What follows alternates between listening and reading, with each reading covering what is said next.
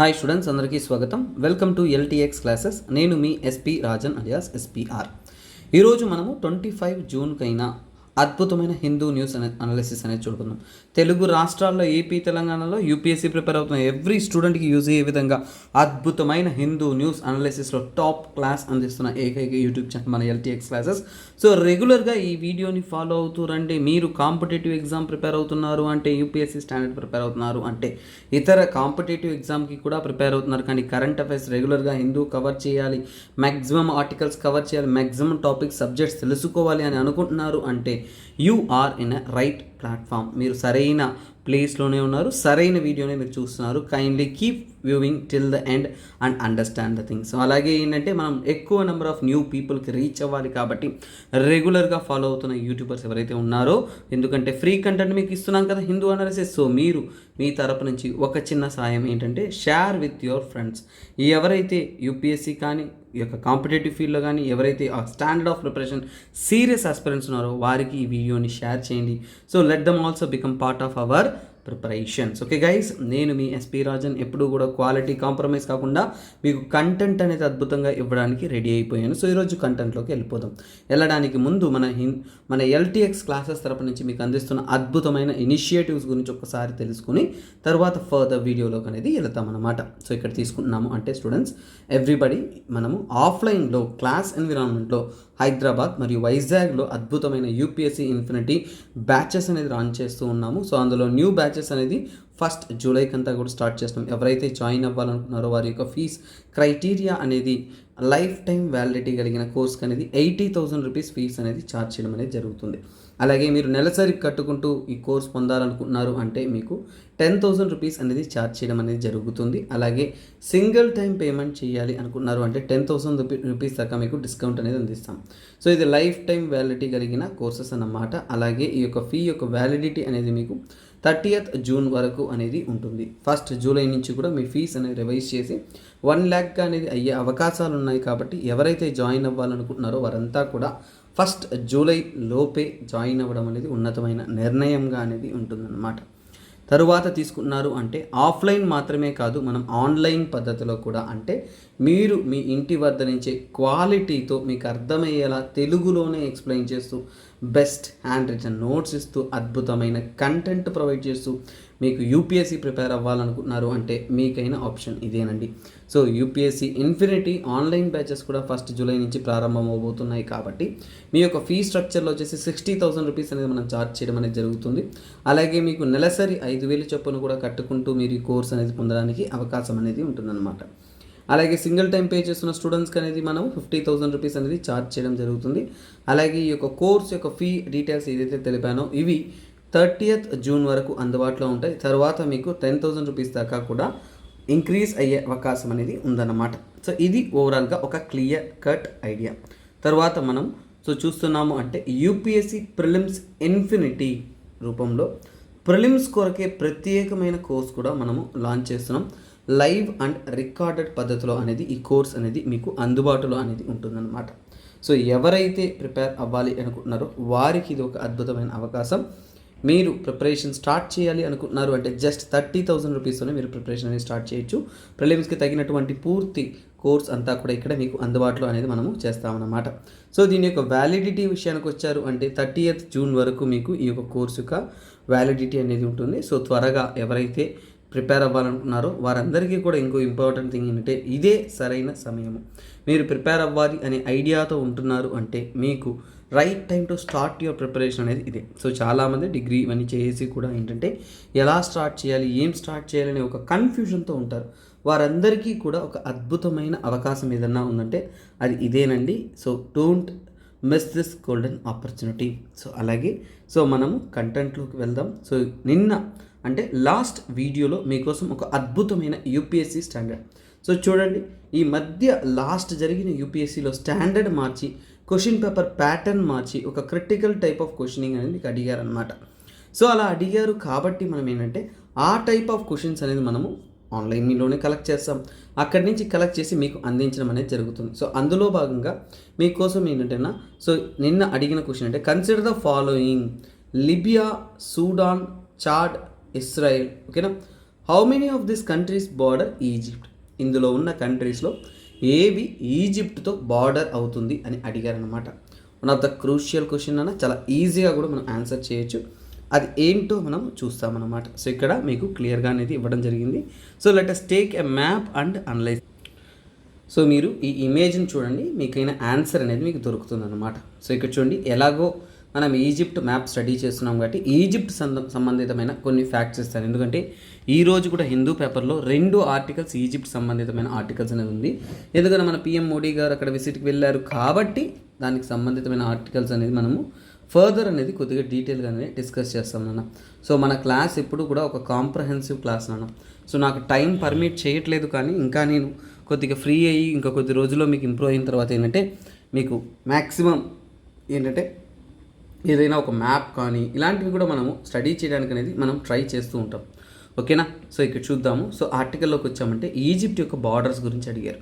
So north side తీసుకున్నారంటే Egypt ఏంటి, Mediterranean సీతో border అయింది. సో పక్కా క్లియర్ కదా. సో అలాగే ఈస్ట్ సైడ్ తీసుకున్నారంటే రెడ్ సీతో అనేది బార్డర్ అనేది అయ్యింది. సో అందులో ఇక్కడ చూడండి, సూయూజ్ కెనాల్ అనేది ఏంటంటే, సో ఇక్కడ చూడండి, సూయూజ్ కెనాల్ అనేది ఏంటంటే మెడిటరేనియన్ సీని రెడ్ సీని కనెక్ట్ చేస్తుంది. కనబడుతుంది కదా నాన్న మీకు క్లియర్గా. సో ఇది తర్వాత మనం బార్డర్స్ విషయానికి వచ్చామంటే ఇక్కడ చూడండి, ఇస్రాయెల్. ఓకేనా? సో జోర్డన్తో బార్డర్ కాలేదు, ఇస్రాయెల్తో అనేది బార్డర్ అయ్యింది. సో ఇక్కడ మనకి క్లియర్. సో ఈ పార్ట్ అనేది ఓకేనా, సో ఈ పార్ట్ అనేది సపరేట్ పెనిన్సులా లాగా ఓకేనా. సో ఇక్కడ ఏంటంటే ఒక ఈ పార్ట్కి అనేది కనెక్ట్ అయి ఉంటుంది. తర్వాత నెక్స్ట్ ఇలా వచ్చాము అంటే బార్డర్ అనేది మనకి ఇచ్చిన ఆప్షన్స్లో ఏంటంటే ఇక్కడ చూడండి, లిబియా ఉంది, అలాగే సూడాన్ ఉంది బార్డర్, తర్వాత ఇస్రాయెల్ ఉంది. 3 మాత్రమే ఉంది. మరి చాడ్ అనేది బార్డర్ చేయలేదు. సో చాలామంది కరెక్ట్గా కూడా ఆన్సర్ చేశారు. I appreciate every one. So మీరు అటెంప్ట్ చేయండి అన్న, అది తప్పైనా పర్లేదు, అటెంప్ట్ చేస్తేనే మనము తప్పుల్ని మనం సరిదిద్దుకుంటూ యూపీఎస్సీ క్లియర్ చేస్తాం. యూపీఎస్సీలో ఒకటే సిస్టమ్, మనం ట్రై చేయాలి, మిస్టేక్స్ చేయాలి, ఆ మిస్టేక్స్ని సరి చేసుకోవాలి, తర్వాత మన ఆన్సర్స్ అనేది మనం ఇంప్రూవ్ అయ్యి మనం సెలక్షన్ లిస్ట్లో అనేది ఉంటామన్నమాట. ఓకేనా? సో ఇప్పుడు మీకు అర్థమైపోయింది 3 ఓన్లీ అనేది రైట్ ఆన్సర్. అలాగే మీకు కొన్ని మ్యాప్స్ నేను చెప్తా అన్నాను కదా, సో అందువల్ల ఈ యొక్క ఈజిప్ట్ మ్యాప్ అనేది మనం ఒకసారిగా సింపుల్గా అనేది మనం చూద్దాం. ఈజిప్ట్లో ఉంటున్న ఒక ఇంపార్టెంట్ పోర్ట్ ఒకటి గుర్తుపెట్టుకోవాలి, పోర్ట్ సయ్యద్. ఓకేనా? ఏంటది? పోర్ట్ సయ్యద్. తర్వాత ఇక్కడ చూడండి, మెడిటరేనియన్ రీజియన్లో కనెక్ట్ అవుతున్న ఇంపార్టెంట్ రీజియన్లో అలెగ్జాండ్రియా అనేది ఇంపార్టెంట్ సిటీ అన్నమాట. తర్వాత ఏంటంటే ఇక్కడ ఈజిప్ట్ యొక్క క్యాపిటల్ అనేది కెయిరో. ఇక్కడే మన మోడీ గారు విజిట్కి అనేది వెళ్ళారు. ఈ కెయిరో అనేది చూడండి, ఈ యొక్క ఈజిప్ట్ని ప్రముఖంగా ఏంటంటే ఈ యొక్క నైల్ నది అనేది ప్రవహిస్తుంది. ఈజిప్ట్ యొక్క మ్యాక్సిమం పాపులేషన్ నైల్ నది యొక్క చుట్టూ పరిసర ప్రాంతాల్లోనే ఉంటారు అనేదానికి ఉదాహరణ ఏంటంటే ఇక్కడ చూడండి. సో ఈ పార్ట్లో చూడండి, సిటీస్ 1 2 3 4 5 మిన్యా, ఎర్స్యూత్, బెనీ, స్యూజ్, గిజా, కైరో అంటే ఒకటి మీకు అర్థం అవ్వాలి. సో ఇవన్నీ సిటీసు ఏంటి, అన్నీ ఎక్కడున్నాయి? నైల్ నది ఒడ్డు పక్కనే ఉన్నాయి. అంటే మ్యాక్సిమం జనాభా అంతా కూడా నైల్ నది పరిసర ప్రాంతాల్లోనే నివసిస్తున్నారు అనేది ఇక్కడ క్లియర్గా అర్థమవుతుంది. తర్వాత ఇక్కడ చూడండి, ట్రాపిక్ ఆఫ్ క్యాన్సర్ అనేది, సో చూడండి, ట్రాపిక్ ఆఫ్ క్యాన్సర్ అనేది ఈజిప్ట్ గుండా పాస్ అవుతుంది అనేది మనం గుర్తుపెట్టుకోవాలి. That is very very very very very very crucial thing. తర్వాత చూడండి, ఈజిప్ట్ యొక్క వెస్టర్న్ పార్ట్లో వెస్టర్న్ డెసర్ట్ అనేది ఎక్కువగా అనేది లొకేట్ అనేది అయ్యి ఉంటుంది. తర్వాత ఈజిప్ట్ పరంగా మనం చదువుతున్నప్పుడు ఏంటంటే ఇక్కడ చూడండి, లేక్ నాసర్. ఏంటిది? లేక్ నాసర్ అనేది one of the important thing that will be located. తర్వాత ఈజిప్ట్కి బార్డర్ అవుతున్న ముఖ్యమైన విషయాల్లో ఈ పార్ట్లో మీరు చూడొచ్చు, గల్ఫ్ ఆఫ్ సూయజ్ అనేది ఉంటుంది, ఇక్కడ గల్ఫ్ ఆఫ్ అక్కబా. సో ఇక్కడ ఏంటంటే గల్ఫ్ ఆఫ్ అక్కబా అనేది ఒక ఇంపార్టెంట్ ఏంటంటే ఇక్కడ చూడండి, ఇక్కడి నుంచి కూడా సౌదీ అరేబియాకి కనెక్టివిటీ ఏర్పరుస్తున్న ఒక ఇంపార్టెంట్ థింగ్, అలాగే వెస్ట్ ఏషియన్ కంట్రీస్కి ఏర్పడుతున్న ముఖ్యమైన కనెక్షన్ అనేది ఇది. సో ఈ కనెక్షన్ ఉంటున్న ఈ ప్రాంతం ఏదైతే ఉంటుందో ఇది చాలా క్రూషియల్. దీన్ని ఏమంటారంటే సినాయ్ పెనిన్సులా అంటారు. సో గుర్తుపెట్టుకోండి, ఇదే సినాయ్ పెనిన్సులా అంటారు, అంటే సినాయ్ రీజియన్ అంటారు. అదే ఇస్రాయెల్తో అనేది బార్డర్ ఉంటుంది, అంటే సపరేట్గా ఈజిప్ట్ నుంచి కూడా డిస్కనెక్ట్ చేయబడి ఉంటుంది. తర్వాత ఇక్కడ తీసుకుంటున్నారు అంటే ఈజిప్ట్ యొక్క ఓకేనా, ఈజిప్ట్ యొక్క నది అయిన నైల్ నది అనేది మెడిటరేనియన్ సీలో జాయిన్ అయ్యి ఇక్కడ నైల్ డెల్టా అనేది ఫామ్ చేస్తుంది. బర్డ్ ఫుడ్ డెల్టా అంటారు. సో అలాంటి ఒక అద్భుతమైన డెల్టా అనేది ఇక్కడ ఫామ్ అనేది చేస్తుంది. That is what you need to remember క్రూషియల్లీ. So ఇక్కడ మనకి క్లియర్గా అర్థమైపోయింది. మనందరికీ తెలిసిన ఒక విషయం ఒకటి ఉంది. So next, if you know that Chad is not bordering the Egypt, I will eliminate. So if one is eliminate and one is correct, then we can go that all four cannot be the option. So I eliminate that option. And now this here, if you know the three only, you can answer. So finally what you are, sorry guys, నేను యాక్చువల్గా ఇంగ్లీష్లో class చెప్పి వస్తున్నాను, అందుకనే టక్కని ఇంగ్లీష్లో continue అయిపోయాను. But పర్లేదు. So ఇక్కడ this is our Telugu class కదా, పర్లేదు. సో ఇక్కడ చూడండి, మనకేంటంటే చూడండి, ఎప్పుడైతే ఇస్రాయేల్ ఉందని తెలుసు, చాడ్ లేదని తెలుసు, అప్పుడు ఏంటంటే మనం ఖచ్చితంగా ఏంటంటే first all four option eliminate చేయాలి. ఎందుకు సార్ ఎలిమినేషన్స్లోకి వెళ్ళాలి అంటే, మనం ఎలిమినేషన్లోకి వెళుతున్నప్పుడు ఏంటంటే మనకు అక్కడ కరెక్ట్గా అనేది ఏంటంటే అర్థమవుతుంది అనమాట. ఓకేనా? సో అంటే ఏంటంటే అప్పుడు మనకి ఏ ఆప్షన్ ఉంటుందో మనం కరెక్ట్గా పోయే అవకాశం అనేది ఉంటుంది. So that is what. So ఇప్పుడు చూడండి, మిగిలిన ఈ మూడు కూడా మనకు తెలిస్తే తప్ప ఆన్సర్ అనేది మనం ఇవ్వలేమన్నమాట. సో ఓకేనా? సో అప్పుడు ఓన్లీ 3. సో ఎందుకంటే మ్యాప్ మనకు గుర్తుంటే తప్ప మనము ఆన్సర్ చేయలేమనేది ఇక్కడ క్లియర్ కట్గా అనేది కళ్ళకు కట్టినట్టు కనిపిస్తుంది అనమాట. సో ఇది ఇక్కడ ఉంటున్న విషయం అనమాట. సో ఇక్కడ ఏంటంటే we had given the option, tried everything. But so అంతకంటే ముందు ఈ యొక్క క్వశ్చన్లు ఏంటంటే, మీకు ఈజిప్ట్ ఎగ్జామ్లో ఇంపార్టెంట్, మన మోడీ గారు విజిట్ చేస్తున్నారు కాబట్టి ఈజిప్ట్ గురించి మనం కొన్ని విషయాలు అన్నా కానీ తెలుసుకోవాలి. అంటే ఈజిప్ట్ యొక్క ఫ్యాక్ట్స్, ఓకేనా? ఈజిప్ట్ యొక్క ఫ్యాక్ట్స్ ఎక్స్ట్రాగా అనేది ఈ వీడియోలో మీకు అందిస్తాను అనమాట. సరే, సో ఈజిప్ట్ యొక్క ఫ్యాక్ట్స్ అంటే మన పిఎం మోడీ గారు వెళ్ళారు, ఓకే. సో ఈజిప్ట్ అనే కంట్రీ ఏంటంటే ముఖ్యంగా ఏంటి, it is a trans continent country అంటారు, ఓకేనా? సో అంటే ట్రాన్స్ కాంటినెంటల్. సో ఇప్పుడు మనకి ఏంటంటే ట్రాన్స్ కాంటినెంటల్ కంట్రీ అంటే ఏంటి? సో ఒక దేశం అనేది మనం ఎప్పుడు ట్రాన్స్ కాంటినెంటల్ కంట్రీ అని అంటాము. సో ముఖ్యంగా అంటే 2 కాంటినెంట్స్ మధ్య ఉన్న కంట్రీనే మనం ట్రాన్స్ కాంటినెంటల్ కంట్రీ అంటారు. సో ఇప్పుడు మీ అందరికీ కూడా ఒక వర్క్ ఇస్తున్నాను. నాకు కమెంట్ సెక్షన్లో ప్రతి ఒక్క స్టూడెంట్స్ ఎవరైతే ఈ వీడియో చూస్తున్నారో అందరూ కూడా ట్రాన్స్ కాంటినెంటల్ కంట్రీస్ ఏవనేది కమెంట్ చేయండి అన్నమాట. That will help for you to research, అలాగే ఫర్ అదర్స్ టు నో. 2 విషయాలు. So kindly be participative. అందరూ కూడా కమెంట్ సెక్షన్లో ట్రాన్స్ కాంటినెంటల్ కంట్రీ అంటే ఏంటో కమెంట్ చేయండి. That's very good for your participative nature. So ఎందుకు సార్ అంటే ఇది ఆఫ్రికాలో, ఓకేనా? సో చూడండి, ఆఫ్రికాలో ఏంటంటే నార్త్ ఈస్టర్న్ ఆఫ్రికాలో ఉంటుంది. తర్వాత నేను మీకు క్లియర్గా ఒక ఇమేజ్ చూపించాను, ఏంటది, సినాయి పెనిన్సులా అని చూపించాను కదా. ఆ సినాయి పెనిన్సులా అనేది ఏషియాలో వెస్టర్న్ పార్ట్లో అనేది లొకేట్ అనేది అయ్యి ఉంటుంది అనమాట. That's one thing you need to remember. So very very very very very crucial. So ఇక్కడ మనకి అర్థమైంది ఈజిప్ట్ యొక్క ఫ్యాక్ట్స్లో ఏంటంటే ఒక పాయింట్ మనకి క్లియర్గా అర్థమైంది. తర్వాత మనం తీసుకున్నాము అంటే, ఓకేనా? సో ఈజిప్ట్ విషయాలు మనం స్టడీ చేస్తున్నాము అంటే చూడండి, ఈజిప్ట్ యొక్క క్యాపిటల్, ఈజిప్ట్ యొక్క క్యాపిటల్కి కదా మన మోడీ గారు వెళ్ళారు. సో అదే కైరో అనమాట, ఓకేనా? అది ఏ నది పక్కన ఉంది? నైల్ నది. సో అది కూడా నేను మీకు మ్యాప్లోనే మనము చూపించామన్నమాట. తర్వాత మనం తీసుకున్నాము అంటే, సో నెక్స్ట్ ఇంపార్టెంట్ కంట్రీస్ ఏంటంటే, సో బార్డర్స్ విషయానికి మనం చదువుతున్నామంటే ఫ్యాక్ట్స్ ఇంతకుముందు చదివేసాం కానీ, but we need to study Mediterranean. So Med అని రాస్తున్నాను అంటే ఏంటి, మెడిటరేనియన్ సీ ఏదైతే ఉంటుందో ఇది నార్త్ సైడ్ అనేది ఉంటుందన్నమాట. తర్వాత సో బార్డర్స్లో ఏంటంటే, సో గల్ఫ్ ఆఫ్ సుయజ్, ఓకేనా? గల్ఫ్ ఆఫ్ సుయజ్ కానీ, ఓకేనా? గల్ఫ్ ఆఫ్ సుయజ్ కెనల్, దాంతోపాటు రెడ్ సీ, ఓకేనా? రెడ్ సీ ఏదైతే ఉంటుందో సో ఇది ఏంటంటే ఈస్ట్ సైడ్కి ఉంటుంది, ఓకేనా? క్లియర్. సో ఇంతకుముందు డైరెక్షన్ చూడలే, కానీ ఇక్కడ డైరెక్షన్స్ కూడా మనం నోట్స్ రాసుకుంటే బెటర్గా ఉంటుంది కాబట్టి ఇస్తున్నాను. లిబియా అనేది వెస్ట్ సైడ్కి ఉంటుంది, ఎందుకంటే ఇప్పుడు మీటింగ్ జరిగింది, రానున్న సంవత్సరం ఉన్నప్పుడు 1 year పడుతుంది మీకు ఎగ్జామ్ రావడానికి. అప్పుడు చాలామంది ఏంటంటే మిస్టేక్ చేస్తారనమాట. సో అందుకనే గుర్తుపెట్టుకోండి, that will be very very very very important అనమాట. తర్వాత తీసుకున్నారు అంటే, సో ఇక్కడ చూడండి ఇంకో క్రూషియల్ థింగ్ అంటే మనకి, సో ఇక్కడ ఇది మనకి లిబియా అనేది వెస్ట్కి. సో ఇంకోటి ఏంటంటే ఇస్రాయెల్, ఓకేనా? ఇస్రాయెల్ బార్డర్ ఏంటుంది ఇక్కడ నార్త్ ఈస్టర్న్ సైడ్. దాంతోపాటు అదే నార్త్ ఈస్టర్న్ సైడ్లో పాలస్తీనియన్ పార్ట్తో కూడా బార్డర్ ఉంటుంది. పాలస్తీనియన్ టెరిటరీకి కూడా బార్డర్ అనేది అయ్యి ఉంటుంది, ఓకేనా? పాలస్తీనియన్ టెరిటరీ ఏంటి సార్, పాలస్తీనియన్ కూడా బార్డర్ ఏంటుందా సార్ అంటే ఖచ్చితంగా అనేది బార్డర్ ఏంటుంది. అది ఎక్కడంటే పాలస్తీన్ మ్యాప్ చూసినప్పుడు మీకు తెలుస్తుంది, అది గాజా స్ట్రిప్ అంటారు, ఓకేనా? గాజా స్ట్రిప్ ఏదైతే ఉంటుందో ఆ గాజా స్ట్రిప్ అనేది కూడా ఈజిప్ట్తో అనేది టచ్ అనేది అయ్యి ఉంటుందన్నమాట. తర్వాత తీసుకున్నారు అంటే మనకి సూడాన్ అనేది ఏంటంటే మనకి సో కాల్డ్, ఓకేనా? సౌత్ సైడ్ అనేది ఉంటుంది. సో ఇది ముఖ్యమైన మన యొక్క ఈజిప్ట్ గురించి తెలుసుకుంటున్న ముఖ్యమైన బార్డర్స్ కానీ అవన్నీ కూడా మనకి క్లియర్గా అనేది అర్థమైంది. తర్వాత ఏంటంటే మ్యారిటైమ్ రూట్లో తీసుకుంటున్నారు అంటే సముద్ర మార్గం గుండా తీసుకెళ్తున్నారంటే క్లోజ్డ్ రీజియన్ అంటే మ్యారిటైమ్ అంటే సముద్ర మార్గంలో ఈజిప్ట్కి దగ్గరగా ఉంటున్న కంట్రీస్ ఏవి అనేది మనం చూసుకున్నామంటే సైప్రస్, ఓకేనా?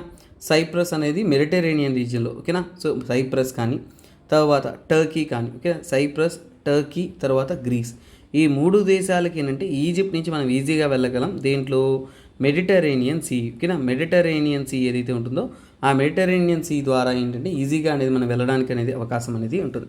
తర్వాత మనం తీసుకుంటున్నాము అంటే రెడ్ సీ మార్గం గుండా, ఓకేనా. సో రెడ్ సీ మార్గం ద్వారా, సో ఓకేనా, రెడ్ సీ ఏదైతే ఉంటుందో ఆ రెడ్ సీ యొక్క మార్గం ద్వారా మనం వెళుతున్నప్పుడు సౌదీ అరేబియా దగ్గరగా ఉంటుంది, ఓకేనా. సౌదీ తర్వాత ఏంటంటే జోర్డాన్, ఇవి రెండూ కూడా ఏంటంటే రెడ్ సీ, అదే నేను చూపించాను మీకు గల్ఫ్ ఆఫ్ అకబా, ఓకేనా. అకబా చూపించాను కదా, అది చాలా చాలా క్రూషియల్. ఇలాంటివి వస్తున్నప్పుడే న్యూస్లో మీరు మ్యాప్ చదవాలి. చాలామందికి మ్యాప్ ఎలా చదవాలో తెలియకుండా ఉంటుంది, వారందరికీ కూడా ముఖ్యమైన అనౌన్స్మెంట్ ఇదేనండి. సో మ్యాప్ అనేది ఇదే రూపంలో ఏంటంటే మనము అలా రివైజ్ చేస్తూ చదువుకుంటూ ఉండాలి. Very very very very very very crucial, అది పనిగా మీకు పర్టికులర్గా అనేది చెప్తున్నాను అనమాట. తర్వాత తీసుకున్నారు అంటే ఇంకో ముఖ్యమైన విషయం ఏంటంటే, సో ఇక్కడ సో మనకి ఈజిప్ట్కి, ప్రస్తుతం ఉన్న ఈజిప్ట్కి ఇండిపెండెన్స్ ఎప్పుడు వచ్చింది, స్వతంత్రం. మన ఇండియాకి అయితే 1947 అందరం చెప్పేస్తాం కదా. సో అదేవిధంగా ఈజిప్ట్కి కూడా ఏంటంటే ఇండిపెండెన్స్ ఎప్పుడు వచ్చింది అంటే 1922లో అది స్వతంత్ర దేశంగా అనేది మారిపోయిందనమాట. ప్రస్తుతం తీసుకున్నాము అంటే చూడండి, ఈజిప్ట్లో ఉంటున్న స్పెషల్ ఫ్యాక్ట్స్ కదా చెప్తున్నాను. సో అందులో ఓకేనా, ఈజిప్ట్లో తీసుకున్నారు అంటే టోటల్ పాపులేషన్ అనేది 2021 ప్రకారం, ఓకేనా, 2021 ప్రకారం పాపులేషన్, ఓకేనా, పాపులేషన్ అనేది ఎంత ఉంది అనేది మనం తెలుసుకుందాం. ఇట్ ఈస్ అరౌండ్ 12 మిలియన్, ఓకేనా, 12 మిలియన్ అనేది ఉన్నారనమాట. సో తర్వాత తీసుకుంటున్నాము అంటే సో ఇంకా మనకి అరబ్ కంట్రీస్లో, ఓకేనా, అరబ్ దేశాలు, అరబ్ వరల్డ్ అంటాం, అంటే అరబ్ కంట్రీస్ ఏదైతే ఉన్నాయో, ముస్లిం పాపులేషన్ ఉంటున్న కంట్రీస్ ఏవైతే ఉన్నాయో అక్కడ మోస్ట్ పాపులస్ ఏంటంటే ఇదే, ఓకేనా. మోస్ట్ పాపులస్ కంట్రీగా కూడా ఉంది, చాలా వరకు జనాభా అనేది మంచిగానే ఉందన్నమాట. సో మోస్ట్ పాపులస్ అని కూడా మనం చెప్పచ్చు. సో ఇది తర్వాత తీసుకున్నారు అంటే ఇక్కడ ఈజిప్ట్లో మాట్లాడుతున్న భాష ఏంటి, ఈజిప్ట్లో ప్రముఖంగా మాట్లాడుతున్న భాష. సో ఆ విషయానికి వచ్చారంటే అరబిక్, మోడర్న్ అరబిక్ అంటారు, అరబిక్ అనేది ఎక్కువగా మాట్లాడతారు. సో అలాగే ఏంటంటే ఇంకా ఏంటంటే కొన్ని కంబైన్డ్ లాంగ్వేజ్ అంటారు, అంటే మస్రీ అని అంటారు, ఓకేనా. మస్రీ అంటారు అంటే ప్యూర్ అరబిక్ కాదు, అది చాలా వరకు అంటే ప్యూర్ అరబిక్ అని కాదు, ఈజిప్షియన్ కాదు, అంటే మస్రీ అనేది అంటే ఈజిప్షియన్, ఓకేనా. ఈజిప్షియన్ భాష ప్లస్, ఓకేనా, ఈజిప్షియన్ ప్లస్ మనకి అరేబిక్, ఈజిప్షియన్ అండ్ అరబిక్ యొక్క కాంబినేషన్లో అనేది ఉంటుంది అది. తర్వాత ఈజిప్ట్లో ఉంటున్న చాలా వరకు ఉంటున్న ముఖ్యమైన, ఓకేనా, ముఖ్యమైన భాష ఏంటి, ఫర్ భాష చూసేసాం కదా. రిలీజియన్, మతం, మతం గురించి చూద్దాం. రిలీజియన్ విషయానికి వచ్చామంటే మనం చూస్తున్న ఈజిప్ట్లో ఏంటంటే ఇస్లాం. సో డామినెంట్గా ఏముంటుంది, ఇస్లాం ఉంటుంది. అందులో పర్టికులర్గా తీసుకుంటే 85 to 90% పాపులేషన్ అనేది ఏంటంటే ఈజిప్ట్లో వచ్చేసి సన్నీ ముస్లిం ఉంటారు. ఎవరుంటారు, సన్నీ ముస్లిం పీపుల్ అనేది ఉంటారు. అంటే ఇస్లాంలో కూడా సన్నీ డామినెంట్ కంట్రీగా మనం చెప్పుకోవచ్చు అని మనకు క్లియర్గా అర్థమవుతుంది, ఓకేనా. తర్వాత నైల్ నది గురించి అందరికీ తెలుసు, సియూస్ కెనాల్ గురించి అందరికీ తెలుసు. సో అది కూడా నేను మీకు ఆ మ్యాప్ చూపించాను. అలాగే ఇది రీసెంట్ టైమ్స్లో కూడా కరెంట్ అఫైర్స్లో వచ్చింది కాబట్టి that's not that much tough question. So ఇదేంటి మ్యాప్లో మనం చూసుకున్నామంటే చాలు, ఒక ఓవరాల్ బ్రీఫ్ ఫ్యాక్ట్ అని మనం చూసాము. తర్వాత ఇప్పుడు మనం చూస్తున్న current affairs one of the ఈరోజు చదువుతున్న కంటెంట్లో one of the beautiful current affairs అని కూడా నేను చెప్తాను. ఎందుకంటే ఇక్కడ చూడండి, ల్యాబ్ గ్రోన్ మీట్. సో ఇక్కడ చూడండి హౌ, ఓకేనా, what does US approve for lab meet. So lab meet అంటే ఏంటి, సో అలాగే ల్యాబ్ మీట్ మీన్ అంటే ఏంటి, యూఎస్ అనేవారు అప్రూవల్స్ అనేది ఇస్తున్నారు ల్యాబ్ గ్రోన్ మీట్కి. సో ఇప్పుడు మనకి ల్యాబ్లో ఏమేమో తయారు చేస్తున్నారు, చివరికి మీట్ కూడానా అనే ఒక సందేహం అనేది మనకు వస్తుంది. బట్ ఫస్ట్ ఆఫ్ ఆల్ ఏంటంటే సో ఈ యొక్క ల్యాబ్ మీట్ అంటారు, లేదంటే దీన్నే మనం ఏమంటామంటే సో కల్టివేటెడ్ మీట్ అంటారు. సో ఇది సైన్స్ అండ్ టెక్నాలజీలో చాలా క్రూషియల్ కరెంట్ అఫైర్స్. సో గుర్తుపెట్టుకొని, సైన్స్ అండ్ టెక్నాలజీలో one of the crucial current affairs ఇది. సో మనము క్లియర్గా తెలుసుకుందాం. సో ఇక్కడ తీసుకుంటున్నాము అంటే సో దేని గురించి మనం చదువుతున్నాము, సో చూడండి ల్యాబ్ మీట్. ఏమంటున్నాను నేను దీన్ని, ల్యాబ్ మీట్ అనేది మనకి న్యూస్లో ఉంది.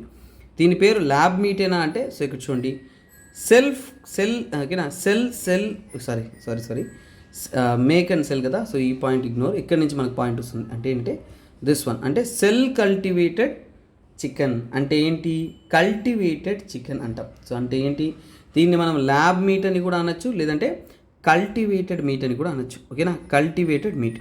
సో ఇప్పుడు కల్టివేటెడ్ మీట్ అన్నా సరే, ల్యాబ్ మీట్ అన్నా సరే ఏంటది, సో ఈ రెండింటిని మనము ఏమంటాము అనేది మనము తెలుసుకుందాం. సో ఫస్ట్ ఆఫ్ ఆల్ ఏంటంటేనన్నా సో సెల్ కల్టివేటెడ్ మీట్ అనేది ఫర్ ఎగ్జాంపుల్ ఏంటంటే సో మీట్, మాంసాహారం, ఓకేనా. సో మాంసాహారం ఏదైతే ఉందో మనం కన్జ్యూమ్ చేయగలిగిన, ఓకేనా, సో మనం కన్జ్యూమ్ చేయగలిగినంటే మనం తినగలిగిన మాంసాహారం ఏదైతే ఉందో అదే విషయాన్ని ఏంటంటే వారు ల్యాబ్లో అనేది గ్రో చేస్తారనమాట. సో ఇది ఎలా తయారు చేస్తారంటే ఫస్ట్ మనకి మాంసాహారంలో ఉంటున్న రిసోర్సెస్, అంటే దాంట్లో ఉంటున్న రిసోర్సెస్ ఏవైతే ఉన్నాయో, దాంట్లో కావాల్సిన ఇంగ్రీడియంట్స్ ఏవైతే ఉన్నాయో, సో అవన్నీ కూడా ఒక చోట ఏంటంటే వాళ్ళు కలెక్ట్ చేస్తారనమాట. ఫర్ ఎగ్జాంపుల్ అంటే మనకేముంటాయి, సఫిషియెంట్ న్యూట్రియంట్స్ కానీ, ఫ్యాట్ కానీ, ఓకేనా, తర్వాత కార్బోహైడ్రేట్స్ కానీ, ఓకేనా, కార్బోహైడ్రేట్స్ కానీ, నెక్స్ట్ ఏంటంటే అమినో యాసిడ్స్, ఇవన్నీ కూడా ఏంటంటే right temperature, biological environment create చేస్తారు. సో ఇవన్నీ కూడా ఏంటంటే తగినటువంటి టెంపరేచర్లో అనేది వాళ్ళు ఉంచుతారనమాట. తర్వాత ఏంటంటే వారు అవన్నీ కూడా ఏంటంటే సో చూడండి ఒక ప్రాసెస్లోకి పంపిస్తారు, అంటే సెల్, ఓకేనా. సో అక్కడ ఉన్న ఐసోలేటెడ్ సెల్స్ అన్ని తయారు చేసి వాటి యొక్క కాపీస్ తయారు చేసే విధంగా, అంటే వాటిని మిమిక్ చేయడం అంటారు. అంటే ఒక ఫర్ ఎగ్జాంపుల్ అంటే మనం ప్రింట్అవుట్లు ఇస్తాం కదా, ఒరిజినల్ ఇస్తే దాన్ని జెరాక్స్ కాపీలు ఇస్తారు కదా. సో జెరాక్స్ కాపీలు కూడా ఒరిజినల్కి దగ్గరగా అలా ఉంటుంది కదా. అదే విధంగానే ఇక్కడ ఏంటంటే అక్కడ ఏంటంటే ఒరిజినల్ జెరాక్స్ కాపీ అన్న ఫిజికల్, ఓకేనా. కానీ ఇది ఏంటంటే మీట్, మాంసాహారం. సో దీన్ని అంటే ఒక బయో రియాక్టర్లో పంపిస్తారు. ఏమని పంపిస్తారు? బయో రియాక్టర్లో పంపిస్తారు. ఈ బయో రియాక్టర్ని ఏమంటారు? కల్టివేటర్ అంటారు, ఓకేనా. కల్టివేటర్ అంటే ఎలాగైతే మనం వ్యవసాయం పండిస్తాం అదే విధంగానే ఏంటంటేనన్నా సో ఇందులో ఏంటంటే ఈ కల్టివేటర్ అంటారు చూసారా, బయో రియాక్టర్, దీంట్లో సెన్సార్ అనేది ఫిట్ చేస్తుంటారు, ఓకేనా. సెన్సార్ అనేది ఫిట్ చేస్తుంటారు. దాని ద్వారా ఏంటంటే ఒక కంటైనర్ లాగా ఉంటుంది. సో ఇందులో ఏంటంటేనన్నా సో ఇక్కడ బయో రియాక్టర్ కానీ ఈ కల్టివేటర్లో ఏంటంటే ఒక బయాలజికల్ ఎన్విరాన్మెంట్ అనేది క్రియేట్ చేస్తారు, ఓకేనా. బయాలజికల్ ఎన్విరాన్మెంట్ ఏదైతే ఉంటుందో సో ఆ బయాలజికల్ ఎన్విరాన్మెంట్ అనేది రెడీ చేస్తారు. ఈ బయాలజికల్ ఎన్విరాన్మెంట్ రెడీ చేసిన తర్వాత ఏంటంటే అక్కడి నుంచి ఏంటంటేనన్నా సో ఈ బయాలజికల్ ఎన్విరాన్మెంట్లో ప్రొడ్యూసర్స్ మీట్, ఓకేనా. సో ప్రొడ్యూసర్స్ మీట్ అనమాట, అంటే మాంసాహారం అనేది ప్రొడ్యూస్ చేస్తుంది. ఇక్కడ ఏ జీవిని వాళ్ళు కించపరచట్లేదు, ఏ జీవిని డిస్టర్బ్ చేయట్లేదు, వాళ్ళు డైరెక్ట్గా అనేది ఏంటంటే ఒక మీట్ అనేది తయారు చేస్తున్నారు. సో ఇలా అద్భుతంగా ఏంటి ఒక టెక్నిక్ చేసి మీట్ ప్రొడ్యూస్ చేస్తున్నారు కదా. ఈ మీట్ ప్రొడక్షన్ని ఏమంటామంటే మనం జనరల్గా, ఓకేనా, ఇలాంటి పద్ధతిలో మీట్ని ప్రొడ్యూస్ చేయడాన్ని ఏమంటే సెల్యులార్ అగ్రికల్చర్ అని కూడా అంటారు అనమాట, ఓకేనా. సెల్యులార్ అగ్రికల్చర్, ఓకేనా. అంటే సెల్యులార్ అగ్రికల్చర్ అంటే పేరులోనే సమాధానం ఉందన్నమాట. ఏంటది?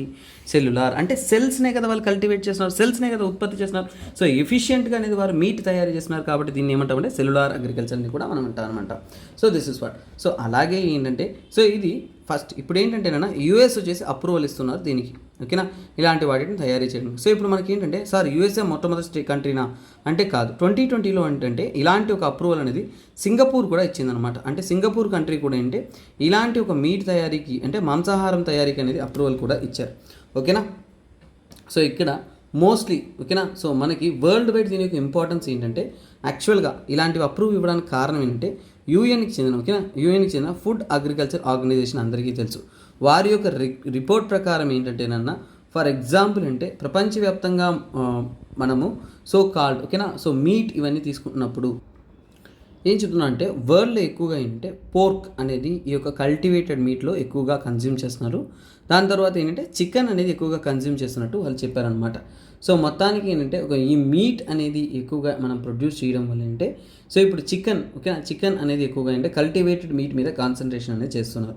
సో ఇంకా ఏంటంటే ఈ కల్టివేటెడ్, ఓకేనా, సెల్ కల్టివేటెడ్, ఓకేనా, సెల్ కల్టివేటెడ్ మీట్స్ ఏవైతే ఉన్నాయో, ఓకేనా, సెల్ కల్టివేటెడ్ మీట్స్ ఏవైతే ఉన్నాయో ఈ సెల్ కల్టివేటెడ్ మీట్స్లో ఏవేవి చాలా ఎక్కువగా తయారు చేసిన సీ బ్యాస్, ఓకేనా, సీ బ్యాస్ అంటారు, ఓకేనా. సీ బ్యాస్ అనేది ఎక్కువగా కల్టివేట్ చేస్తున్నారు.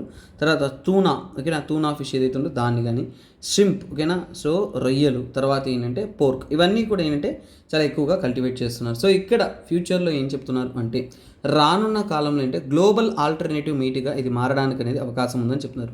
అంటే ఈరోజు మనం తినట్లేదు కానీ ఇక్కడి నుంచి 10 సంవత్సరాల తర్వాత గుర్తుపెట్టుకోండి, మార్క్ మై వర్డ్స్, నా స్టూడెంట్స్ ఎవరైతే ఈ క్లాస్ వింటున్నారో వారందరికీ కూడా ఇది నేను క్లియర్గా చెప్తున్నాను. సో ఏంటంటే గ్లోబల్ ఆల్టర్నేటివ్ మీట్గా మనమంతా కూడా మార్కెట్లో తీసుకుంటున్నామంటే మీట్ మార్కెట్లో ఏంటంటేనన్నా సో ఇవి మనం కన్జ్యూమ్ చేస్తాము అతి త్వరలో. సో నెక్స్ట్ 2030కి అంతా కూడా ఫర్ ఎగ్జాంపుల్ చూడండి, నేను ఉదాహరణ చెప్తాను. ఒక 20 సంవత్సరాల క్రితం తీసుకున్నా అంటే కేఎఫ్సి అనేది మన ఇండియాలో అనేది ఎక్కడో ఒక చోట ఉంటుంది, మనం ఎవరైనా తినలేం. ఈరోజు గల్లీ గల్లీకి ఉంటుందన్నమాట. సో అంటే ఏంటి, మెక్డొనాల్డ్స్ ఇవన్నీ కూడా అంటే ఏంటి ఒక ఫారిన్ బ్రాండ్ మనకి అందుబాటులో ఉండేది కాదు. అదేవిధంగానే ఇప్పుడు కూడా సో చూడండి ఈ మార్కెట్లో ఇంకా ఎంటర్ అయిన తర్వాత పొటెన్షియాలిటీ పెరుగుతుంది. ఫర్ ఎగ్జాంపుల్ అంటే 2030కి అంతా ఈ మార్కెట్ అనేది $20 నుంచి $25 బిలియన్ వరకు ఇంప్రూవ్ అయ్యే ఛాన్సెస్ ఉందనేది వాళ్ళు క్లియర్గానే తెలిపారు. అంటే రానున్న కాలంలో వీటికంటూ పెద్ద మార్కెట్ ఉంటుందనేది చెప్తున్నారు. సో అందువల్ల ఇవి చాలా చాలా ఇంపార్టెంట్. సరే ఇప్పుడు ఎందుకంటే వై ఇంపార్టెంట్, ఓకేనా, వై ఇంపార్టెంట్ ఎందుకు కొంతమంది ఎక్స్పర్ట్ దీన్ని మనము చాలా ఇంపార్టెంట్ ఇది మంచిది అని చెప్తున్నారు అంటే ఏంటంటే ఫర్ ఎగ్జాంపుల్ ఎమిషన్స్, ఓకేనా. గ్లోబల్ ఎమిషన్స్లో ఏంటంటే గ్లోబల్ గ్రీన్ ఎమిషన్స్ ఏవైతే ఉన్నాయో ఈ ఎమిషన్స్లో అనేది ఏంటంటే సో మనకి ఖచ్చితంగా ఏంటంటే ఈ యొక్క పశువులు ఇవన్నీ ఏవైతే ఉన్నాయో లైఫ్ స్టాక్ వచ్చేసి చాలా వరకు మీథేన్ ఎమిషన్ ఎక్కువ చేస్తున్నాయి అన్నమాట. తర్వాత ఏంటంటే ల్యాండ్ యూస్, ఓకేనా. పశువులు ఇవన్నీ కూడా ఎక్కువ ల్యాండ్ని ఉపయోగించుకుంటాయి. సో కల్టివేటెడ్ మీట్ వల్ల వాటిని మనం తగ్గించుకోవచ్చు. అలాగే అంటే అనిమల్ స్లాటర్, చాలామంది అనిమల్ లవర్స్ అంతా కూడా పశువులు వీటిని చంపేస్తున్నారంటే ఇప్పుడు మనము ల్యాబ్లో కల్టివేట్ చేస్తున్నారంటే ఏంటి, అనిమల్ స్లాటర్స్ ఇవన్నీ కూడా మనం తగ్గించుకోవచ్చు అనమాట. ఇది ఒక పాజిటివ్ థింగ్గా మనం చెప్పుకోవచ్చు. తర్వాత ఏంటి, ఫుడ్ సెక్యూరిటీ, ఆహార భద్రత. మనందరికీ కూడా ఆహారం కావాలి కదా. సో అందరికీ సరిపడినంత మనం పండించలేకపోయామంటే ల్యాబ్లోనే గ్రో చేసుకొని తినేస్తాము, అంతే కదా. That is what. తర్వాత ఏంటంటే నాన్న కస్టమైజేషన్ అంటాం, ఓకేనా. కస్టమైజేషన్ అంటే ఏంటి, కస్టమైజేషన్ అంటే అవసరాలను బట్టి. ఫర్ ఎగ్జాంపుల్ మనకి కొన్ని న్యూట్రియంట్స్, ఇప్పుడు ఐరన్ కావాలనుకున్నాం అనుకోండి, ల్యాబ్లోనే కదా ప్రొడ్యూస్ చేస్తున్నాం, అలా కొద్దిగా ఐరన్ యాడ్ చేసామంటే సరిపోతుంది. సో ఆ విధంగా ఏంటంటే మనకి తగినటువంటి కస్టమైజేషన్ చేయొచ్చు. సో అందుకని ఏంటంటే ఇవి ల్యాబ్ గ్రోన్ మీట్స్ అనేది చాలా చాలా ఇంపార్టెంట్. ఇప్పుడు చెబుతున్నవన్నీ కూడా మీకు మెయిన్స్ లెవెల్లో ఇలాంటి పాయింట్స్ మీకు హెల్ప్ అనేది అవుతుంది. నేను సింపుల్ ఎండ్గా ఇస్తున్నాను, మీరు దీన్ని ఎలాబరేట్ అనేది చేసుకోవచ్చు, మీకు అర్థమవచ్చు అనమాట. ఫర్ ఎగ్జాంపుల్ తీసుకున్నారు అంటే ఇక్కడ చూడండి, గ్రీన్ హౌస్ గ్యాస్ ఎమిషన్లో తీసుకున్నారు అంటే చూడండి, లైవ్ స్టాక్ మాత్రం, ఓకేనా. లైవ్ స్టాక్ అంటే పశు సంపద ఏదైతే ఉంటుందో సో అవి మాత్రమే ఏంటంటే మీకు 14.5% అనేది కాంట్రిబ్యూట్ చేస్తూ ఉన్నాయి అనేది చెబుతున్నారు అనమాట. అంటే అది ఏంటంటే ఆంథ్రోపోజెనిక్, ఓకేనా. ఆంథ్రోపోజెనిక్ అంటే ఏంటి, మనిషి చేస్తున్న, ఓకేనా, మనిషి చేస్తున్న ఈ యొక్క ఎమిషన్స్లో సో ఇవి ఏంటంటే సుమారుగా 14.5% అనేది చేస్తున్నట్టు వాళ్ళు క్లియర్గానే తెలుపుతున్నారు. తర్వాత ఏంటంటే ఈ బీఫ్ ఇవన్నీ కూడా ఏంటి ఎక్కువగా అనేది కాంట్రిబ్యూట్ చేస్తున్నారని చెప్తున్నారు. కాకపోతే ల్యాబ్ కల్టివేటెడ్ చేస్తున్నప్పుడు అంటే ఇవి చాలా వరకు తగ్గిపోతుంది అనేది వాళ్ళు చెప్తున్నారు. తర్వాత అగ్రికల్చర్గా తీసుకుంటున్నప్పుడు ఎన్నో సమస్యలు వస్తున్నప్పటికీ కూడా, ఓకేనా, ఈ మధ్య కాలంలో సస్టైనబుల్ కాలేక ఇబ్బందులకు గురవుతున్నప్పటికీ కూడా ఇలాంటి ల్యాబ్ గ్రోన్ మీట్స్ అనేది మనకి డయట్లోనూ అన్నిట్లోనూ బెటర్ కౌంటర్ పార్ట్గా ఉంటుందనేది వాళ్ళు తెలుపుతున్నారు అనమాట. సో ఇక్కడ ఇవన్నీ బాగున్నప్పుడు మనకి ఏదైనా ఒక విషయానికి నెగటివ్స్ లేకుండా ఉండదు, దాన్ని మనం క్లియర్గా చదువుతాం. సో అందువలన ఏంటంటే ఛాలెంజెస్ ఏంటి, ఇలా ఉంటున్న దానికి ఛాలెంజెస్ ఏంటి, అసలు సమస్యలు ఏంటి, అన్నీ బాగున్నాయి సార్, హ్యాపీ సార్, మరి ఏదో ఒక సమస్యలు ఉంటాయి కదా, ఏంటిది. ఫర్ ఎగ్జాంపుల్ ఏంటంటే మనందరికీ తెలిసిన విషయం అంటే మనము ఒక మీట్ కానీ ఈ యొక్క నాన్ వెజిటేరియన్ తింటున్నా కానీ ల్యాబ్ గ్రోన్ మీద మనకి మనసు వెళుతుందా అంటే నో. అంటే ఏంటి, కన్జ్యూమర్ అనేది అంత ఈజీగా యాక్సెప్ట్ చేస్తారంటే కన్జ్యూమర్ యాక్సెప్టెన్స్లో అనేది ఆ మజా అనేది ఉండదు. ఫర్ ఎగ్జాంపుల్ అంటే టేస్ట్, టెక్స్చర్, అపియరెన్స్, కాస్ట్ అన్నిట్లో తీసుకున్నా అంటే చాలా మార్పు అనేది ఉంటుంది. ప్రజలు అంత ఈజీగా యాక్సెప్ట్ చేయలేదు ఈ ఆల్టర్నేటివ్ మీట్ని, అది ఒక సామాన్యమైన ఒక విషయం. సో అందువైన తరువాత ఛాలెంజెస్లో ఇంకోటి అంటే కాస్ట్. ల్యాబ్లో తయారీ చేస్తున్నా అంటే నార్మల్గా ఉండేదానికన్నా కానీ కాస్ట్ అనేది ఎక్కువగానే ఉంటుంది, రానున్న కాలంలో మరింత కాస్ట్లీగా ఉంటుంది. కానీ మనం కన్జ్యూమ్ చేస్తామా అంటే ఇక్కడ ఒక మిడిల్ ఇన్కమ్ కంట్రీస్ వాటన్నిటికంతా కూడా ఈ కాస్ట్ బేసిస్ అనేది ఒక పెద్ద సమస్యగానే ఉంటుంది. కాబట్టి వీ కెన్ ఇగ్నోర్ దట్, ఓకేనా. సో దాన్ని మనం పక్కన పెట్టచ్చు. సరే, తర్వాత తీసుకున్నారు అంటే రిసోర్సెస్. మనము సెల్స్ ఇవన్నీ తయారీ చేస్తున్నాం అంటే మనకు తగ్గినటువంటి రిసోర్సెస్ ఉన్నాయా అంటే మనకేం కావాలి, హై క్వాలిటీ సెల్స్ కావాలి. వాటిని మిమిక్ చేయడానికి అంటే హై క్వాలిటీ సెల్స్ ఏవైతే ఉన్నాయో అవి కావాలి. అలాగే ఏంటంటే ఒక మీడియం అంటే ఒక ల్యాబ్లో మనం చేస్తున్నామంటే ఎవరో ఒకరు ఊరికే ల్యాబ్లో కూర్చొని చేసేయలేం కదా, దానికంటే ఒక మీడియం కావాలి, ఫైనల్ క్వాలిటీ ప్రోడక్ట్ కావాలి, దాంట్లో మనం స్టాండర్డ్ మెయింటైన్ చేయాలి. అంటే ఇక్కడ మ్యానుఫ్యాక్చరింగ్లోనే ఛాలెంజెస్ ఉంటాయి. అంటే ఇక్కడ ఏంటి, ప్రొసీజరల్ హర్డల్స్ అంటారు, ఓకేనా. ప్రొసీజరల్స్ అంటే మనం ఒక ప్రొసీజర్ ఫాలో అవడానికి ఉంటున్న ఇబ్బందులు, ఆ ప్రొసీజరల్ హర్డల్స్ అనేది ఉంటాయి, వాటిని ఓవర్కమ్ చేయాలి. తర్వాత ఏంటంటే ఎక్కువ మంది దీన్ని క్రిటిసైజ్ అనేది చేస్తున్నారు. సో ఏంటంటే క్రిటిసిజం విషయానికి వచ్చారంటే ఇలాంటి వాటిని తయారీ చేస్తున్నప్పుడు అంటే వాళ్ళు ఉపయోగిస్తున్న కొన్ని లిక్విడ్స్, ఓకేనా. ఏంటంటే ఇది ఖచ్చితంగా ఫార్మా ఇండస్ట్రీ నుంచి కొన్ని లిక్విడ్స్ అనేది యూజ్ చేస్తారు. అంటే ఫార్మా సెక్టార్ నుంచి కొన్ని లిక్విడ్స్ అనేది ఉపయోగిస్తారు. ఈ లిక్విడ్స్ అనేది ఫ్యూచర్ ఇంపాక్ట్స్ చాలా ఎక్కువ ఉంటుంది. ఫ్యూచర్లో దీని యొక్క ప్రభావం అనేది వేరుగా ఉంటుంది. ఎంత చూసినా కానీ నేచురల్గా ఉండే ఎలిమెంట్ ఒకటి, అలా మనం ఆర్టిఫిషియల్గా తయారు చేసే ఎలిమెంట్ ఒకటి, రెండు కూడా వేరువేరుగా ఉంటుంది. వాటి యొక్క ప్రభావం అనేది మనం ఊహించలేనటువంటి విధంగా ఉండొచ్చు అనేదే ఇక్కడ చెప్పబోతుంది. అంటే ఇంకా తెలియదు కానీ ఉండొచ్చు. అలా ఉన్నప్పుడు ఏంటంటే ఇది కొద్దిగా భయం అనేది అందరిలో ఉంటుంది. This is what. సో ఇప్పుడు ఏంటంటే ఒక క్వశ్చన్ని కరెంట్ అఫైర్స్ని చదివాము, కరెంట్ అఫైర్స్తో పాటు మెయిన్స్ ప్రాస్పెక్టివ్లో చూసాం. ఏంటంటే ఇక్కడ వై ఇంపార్టెంట్ చెప్పానే, ఛాలెంజెస్ చెప్పానే, ఇవే మీకు మెయిన్స్ ప్రాస్పెక్టివ్ అనమాట. సో ఒక క్వశ్చన్ని మనం ఆల్రౌండ్ ప్రాస్పెక్టివ్లో డీల్ చేస్తున్నాం. Let's go. సో అలాగే చూడండి, స్టూడెంట్స్ ఎవరైతే తెలుగు రాష్ట్రాల నుండి ప్రిలిమ్స్కి టార్గెట్ చేస్తున్న 2024 మీకు పర్సనలైజ్డ్గా సురేష్ సార్ గైడెన్స్తో మీరు ప్రిపేర్ అవ్వాలి అనుకుంటున్నారంటే డైరెక్ట్ గైడెన్స్ అనేది సురేష్ సార్ మీకు అందిస్తారు. So micro schedule based mentorship అనేది ఇస్తారు. ఫీజ్ అనేది మీకు 10,000 రూపీస్ అనేది ఛార్జ్ చేయడం అనేది జరుగుతుంది. లైఫ్ టైం వ్యాలిడిటీ కలిగిన ఆప్షన్ ఇది. సో మీకు డైరెక్ట్ సార్ గైడెన్స్లోనే మీరు ప్రిపరేషన్ అనేది కొనసాగిస్తారు. ఇది పర్సనలైజ్డ్ గైడెన్స్కి అందిస్తున్న ఒక ఫీజ్ అన్నమాట. ఓకేనా, that is what. So next article ఏంటంటే new ART regulation push up cost of treatment limit conception opportunities. So ఏంటంటే ఏఆర్టీ రెగ్యులేషన్స్ అనేది కొత్తగా అనేది మన ఇండియాలో అనేది తేవడం అనేది జరిగింది. దాన్నే మనం ఏమంటామంటే జనరల్గా ఓకేనా ఏఆర్టీ రెగ్యులేషన్స్ ఏవైతే కొత్తగా తెచ్చారో వాటిని మనం ఏమంటే సో చూడండి ఏఆర్టీ రూల్స్ ఓకేనా ఏఆర్టీ రూల్స్ అంటాము, ఏఆర్టీ రెగ్యులేషన్స్ అంటాము. ఏఆర్టీ రూల్స్ 2023 అని మనం సింపుల్గా రాసుకుందాం ఓకేనా. సో అది ఏంటి, ఏం చెబుతున్నారు అనేది మనం ఒకసారిగా సింపుల్గా తెలుసుకుందాం. సో ఈ రూల్స్ అంతా కూడా దేనికి అండర్లో వస్తుందంటే ఏఆర్టీ యాక్ట్ ఏదైతే ఉంటుందో 2021 ఆ యాక్ట్ అండర్లోనే వస్తుంది. సో ఈ యాక్ట్ కూడా మనకి తెలిసి ఉండాలి కాబట్టి అది కూడా నేను మీకు ఇక్కడ వివరిస్తాను అనమాట. ఫస్ట్ ఆఫ్ ఆల్ మనకి ఒక విషయం తెలియాలి. అసలు చూడండి ఏఆర్టీ అంటే ఏంటి. ఫస్ట్ ఆఫ్ ఆల్ అంటే ఏఆర్టీ అంటే ఏంటి. ఏఆర్టీ యొక్క ఫుల్ ఫామ్ వచ్చేసి అసిస్టెడ్ రిప్రొడక్టివ్ టెక్నాలజీ ఓకేనా. Assisted reproductive technology. ఏఆర్టీ అంటే ఏంటి, అసిస్టెడ్ రిప్రొడక్టివ్ టెక్నాలజీ అంటే ఏంటి. ఫర్ ఎగ్జాంపుల్ ఏంటంటే మనము ఎప్పుడైనా కానీ అసిస్టెడ్ రిప్రొడక్టివ్ టెక్నాలజీని మనం ఎలా డిఫైన్ చేస్తాము. సో డెఫినేషన్ పరంగా మనం వస్తున్నామంటే సింపుల్ నాన్న. సో ఏఆర్టీ మనం ఏంటంటే ఆల్ టెక్నిక్ యూస్, మనము ఉపయోగిస్తున్న టెక్నిక్ యూస్ ఏవైతే ఉన్నాయో ఓకేనా, ఆల్ టెక్నిక్ యూస్ ఓకేనా. సో మనం టెక్నాలజీని ఉపయోగించుకుని ఓకేనా all technique use used to obtain ఓకేనా used to obtain pregnancy. So pregnancy రావడానికి మనం మెడికల్గా ఉపయోగిస్తున్నా ఓకేనా. సో ప్రెగ్నెన్సీ రావడానికి మనం మెడికల్గా చేస్తున్న ఓకే టెక్నాలజికల్ సపోర్ట్ ఏదైతే ఉంటుందో వాటిని మనం ఏమంటామంటే ఏఆర్టీ అంటాం. అందులో ఉదాహరణకు ముఖ్యంగా ప్రముఖమైన ఉదాహరణకు ఎగ్జాంపుల్ ఏంటంటే స్పర్మ్ డొనేషన్ ఓకేనా. స్పర్మ్ డొనేషన్స్ ఏవైతే ఉన్నాయో స్పర్మ్ డొనేషన్స్ కానీ ఓకేనా స్పర్మ్ డొనేషన్స్ కానీ తర్వాత ఓకేనా స్పర్మ్ డొనేషన్స్ కానీ నెక్స్ట్ అంటే ఇన్ విట్రో ఫెర్టిలైజేషన్. ఇది నిన్న మొన్న కరెంట్ అఫైర్స్లో కూడా మనకి చూసామన్నమాట. In vitro fertilization. So in vitro fertilization కానీ తర్వాత ఐవీఎఫ్ అంటాం దాన్ని మనము. ల్యాబ్లో ఏంటంటే స్పర్మ్ ఎగ్ ఫెర్టిలైజ్ చేసి వాళ్ళు ప్రెగ్నెన్సీనే తీసుకొస్తుంటారు. తర్వాత గెస్టేషనల్ సరోగసీ ఓకేనా. గెస్టేషనల్ సరగసీ అంటారు ఓకేనా. Gestational surrogacy. సో ఇవన్నీ కూడా ఏంటంటేనన్నా అసిస్టెడ్ రిప్రొడక్టివ్ టెక్నాలజీస్కి కొన్ని ఉదాహరణ అన్నమాట. సో ఇక్కడ ఏంటంటేనన్నా బయాలజికల్గా చైల్డ్ అనేది మదర్కి రిలేటెడ్ కాదు. అంటే ఫర్ ఎగ్జాంపుల్ అంటే సో ఇక్కడ ఒక వ్యక్తి ఉంటారు. సో ఇది ఒక ఫిమేల్ అనుకుంటాము. సో ఇంకొకరు ఉంటారు, ఇది మనం మేల్ అనుకుంటాము.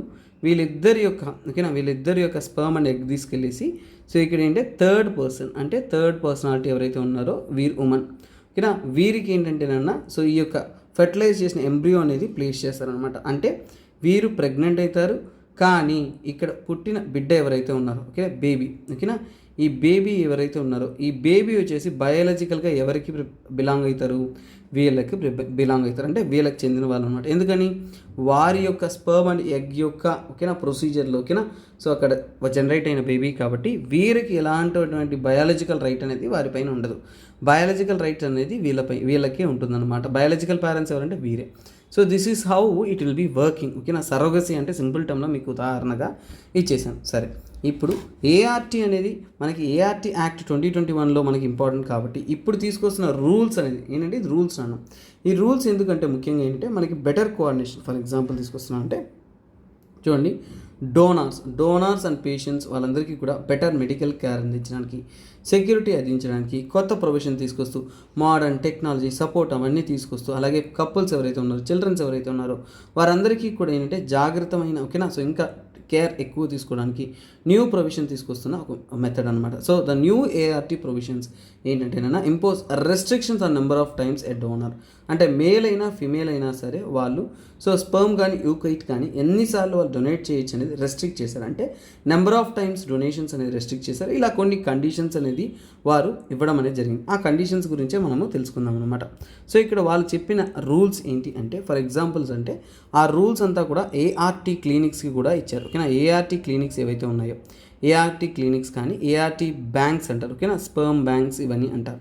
అంటే స్పర్మ్స్ ఇవన్నీ డొనేట్ చేసిన తర్వాత వాటిని స్టోర్ చేసుకోవాలి కదా, సో ఆ స్టోర్ చేసుకుంటున్న బ్యాంక్స్ అనమాట. సో ఇవన్నీ కూడా ఏంటంటే they must be registered. So ఇవన్నీ కూడా ఏంటి, రిజిస్టర్ అనేది పొంది ఉండాలి. ఎవరి దగ్గర రిజిస్టర్ అయి ఉండాలి, నేషనల్ రిజిస్టర్. సో ఎవరి దగ్గర రిజిస్టర్ అయి ఉండాలి, నేషనల్ రిజిస్ట్రీ ఆఫ్, ఓకేనా, నేషనల్ రిజిస్ట్రీ ఆఫ్. సపరేట్గా దీనికంటూ రిజిస్ట్రీ అనేది క్రియేట్ చేసిన, so national registry of banks and clinics of India. So banks and clinics of India వారి అండర్లో అనేది ఏంటంటే వారు క్లినిక్స్ ఆఫ్ ఇండియాలో పక్కాగా అనేది రిజిస్టర్ చేసుకొని అనేది ఉండాలి. సో అప్పుడే అనేది ఎఫిషియెంట్గా అనేది వారు ఫంక్షనింగ్ అనేది చేయొచ్చు. సో అలాగే ఏంటంటే ఈ రిజిస్ట్రేషన్ ఏదైతే చేసుకున్నారో, రిజిస్ట్రేషన్, ఓకేనా, ఈ రిజిస్ట్రేషన్ ఏదైతే ఉంటుందో ఈ రిజిస్ట్రేషన్ అనేది లైఫ్ లాంగ్ కాదు. ఈ రిజిస్ట్రేషన్ అనేది 5 years మాత్రమే. మళ్ళీ వారు ఏం చేసుకోవాలి సార్, రెన్యువల్ అనేది చేసుకోవచ్చు. ఏ సమయంలో అన్నా కానీ ఈ రిజిస్ట్రేషన్ అనేది క్యాన్సిల్ చేసేవచ్చు, సస్పెండ్ చేయవచ్చు. ఏదైనా తప్పులు చేశారంటే అప్పుడు వెంటనే అనేది వాళ్ళు సస్పెండ్ చేసే అవకాశం అనేది ఉందన్నమాట. తర్వాత మనం తీసుకుంటున్నాము అంటే ఈ బ్యాంక్స్ ఇవైతే ఎలాగైతే ఫంక్షన్ అవుతూ ఉంటాయంటే, ఫర్ ఎగ్జాంపుల్ అంటే ఈ ఏఆర్టీ బ్యాంక్స్ అంటే ఈ యొక్క స్పర్మ్ బ్యాంక్ అని, అలాగే మనకి సో కాల్డ్ కలెక్ట్ చేస్తున్న ఊకైట్ అంటారు, వాటి యొక్క బ్యాంక్స్ ఏవైతే ఉన్నాయో స్టోర్ చేసుకుంటారో, సో వాటిని మనం తీసుకున్నారు అంటే ఫస్ట్ స్క్రీనింగ్ చేసి, ప్రాపర్గా స్క్రీనింగ్ చేసి కలెక్ట్ చేసుకునేసి తర్వాత ఏంటంటే వాటిని స్టోర్ అనేది చేస్తారు. సీమెన్ స్టోరేజ్ అంటారు, ఓకేనా.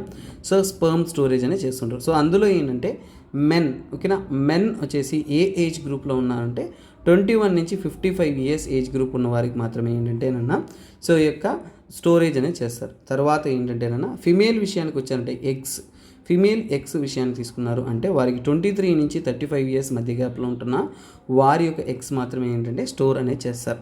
సో అలాగే ఏంటంటే ఫిమేల్కి ఒక ఎక్స్ట్రా కండిషన్ అనేది ఉంటుంది ఖచ్చితంగా, ఏంటంటే నీడ్ టు బి మ్యారీడ్, ఓకేనా. So need to be married, ఖచ్చితంగా ఏంటంటే వాళ్ళకు మ్యారేజ్ అయింది. సో అంటే మ్యారేజ్ కాని వారు ఎగ్ డొనేషన్స్ అనేది చేయలేరు.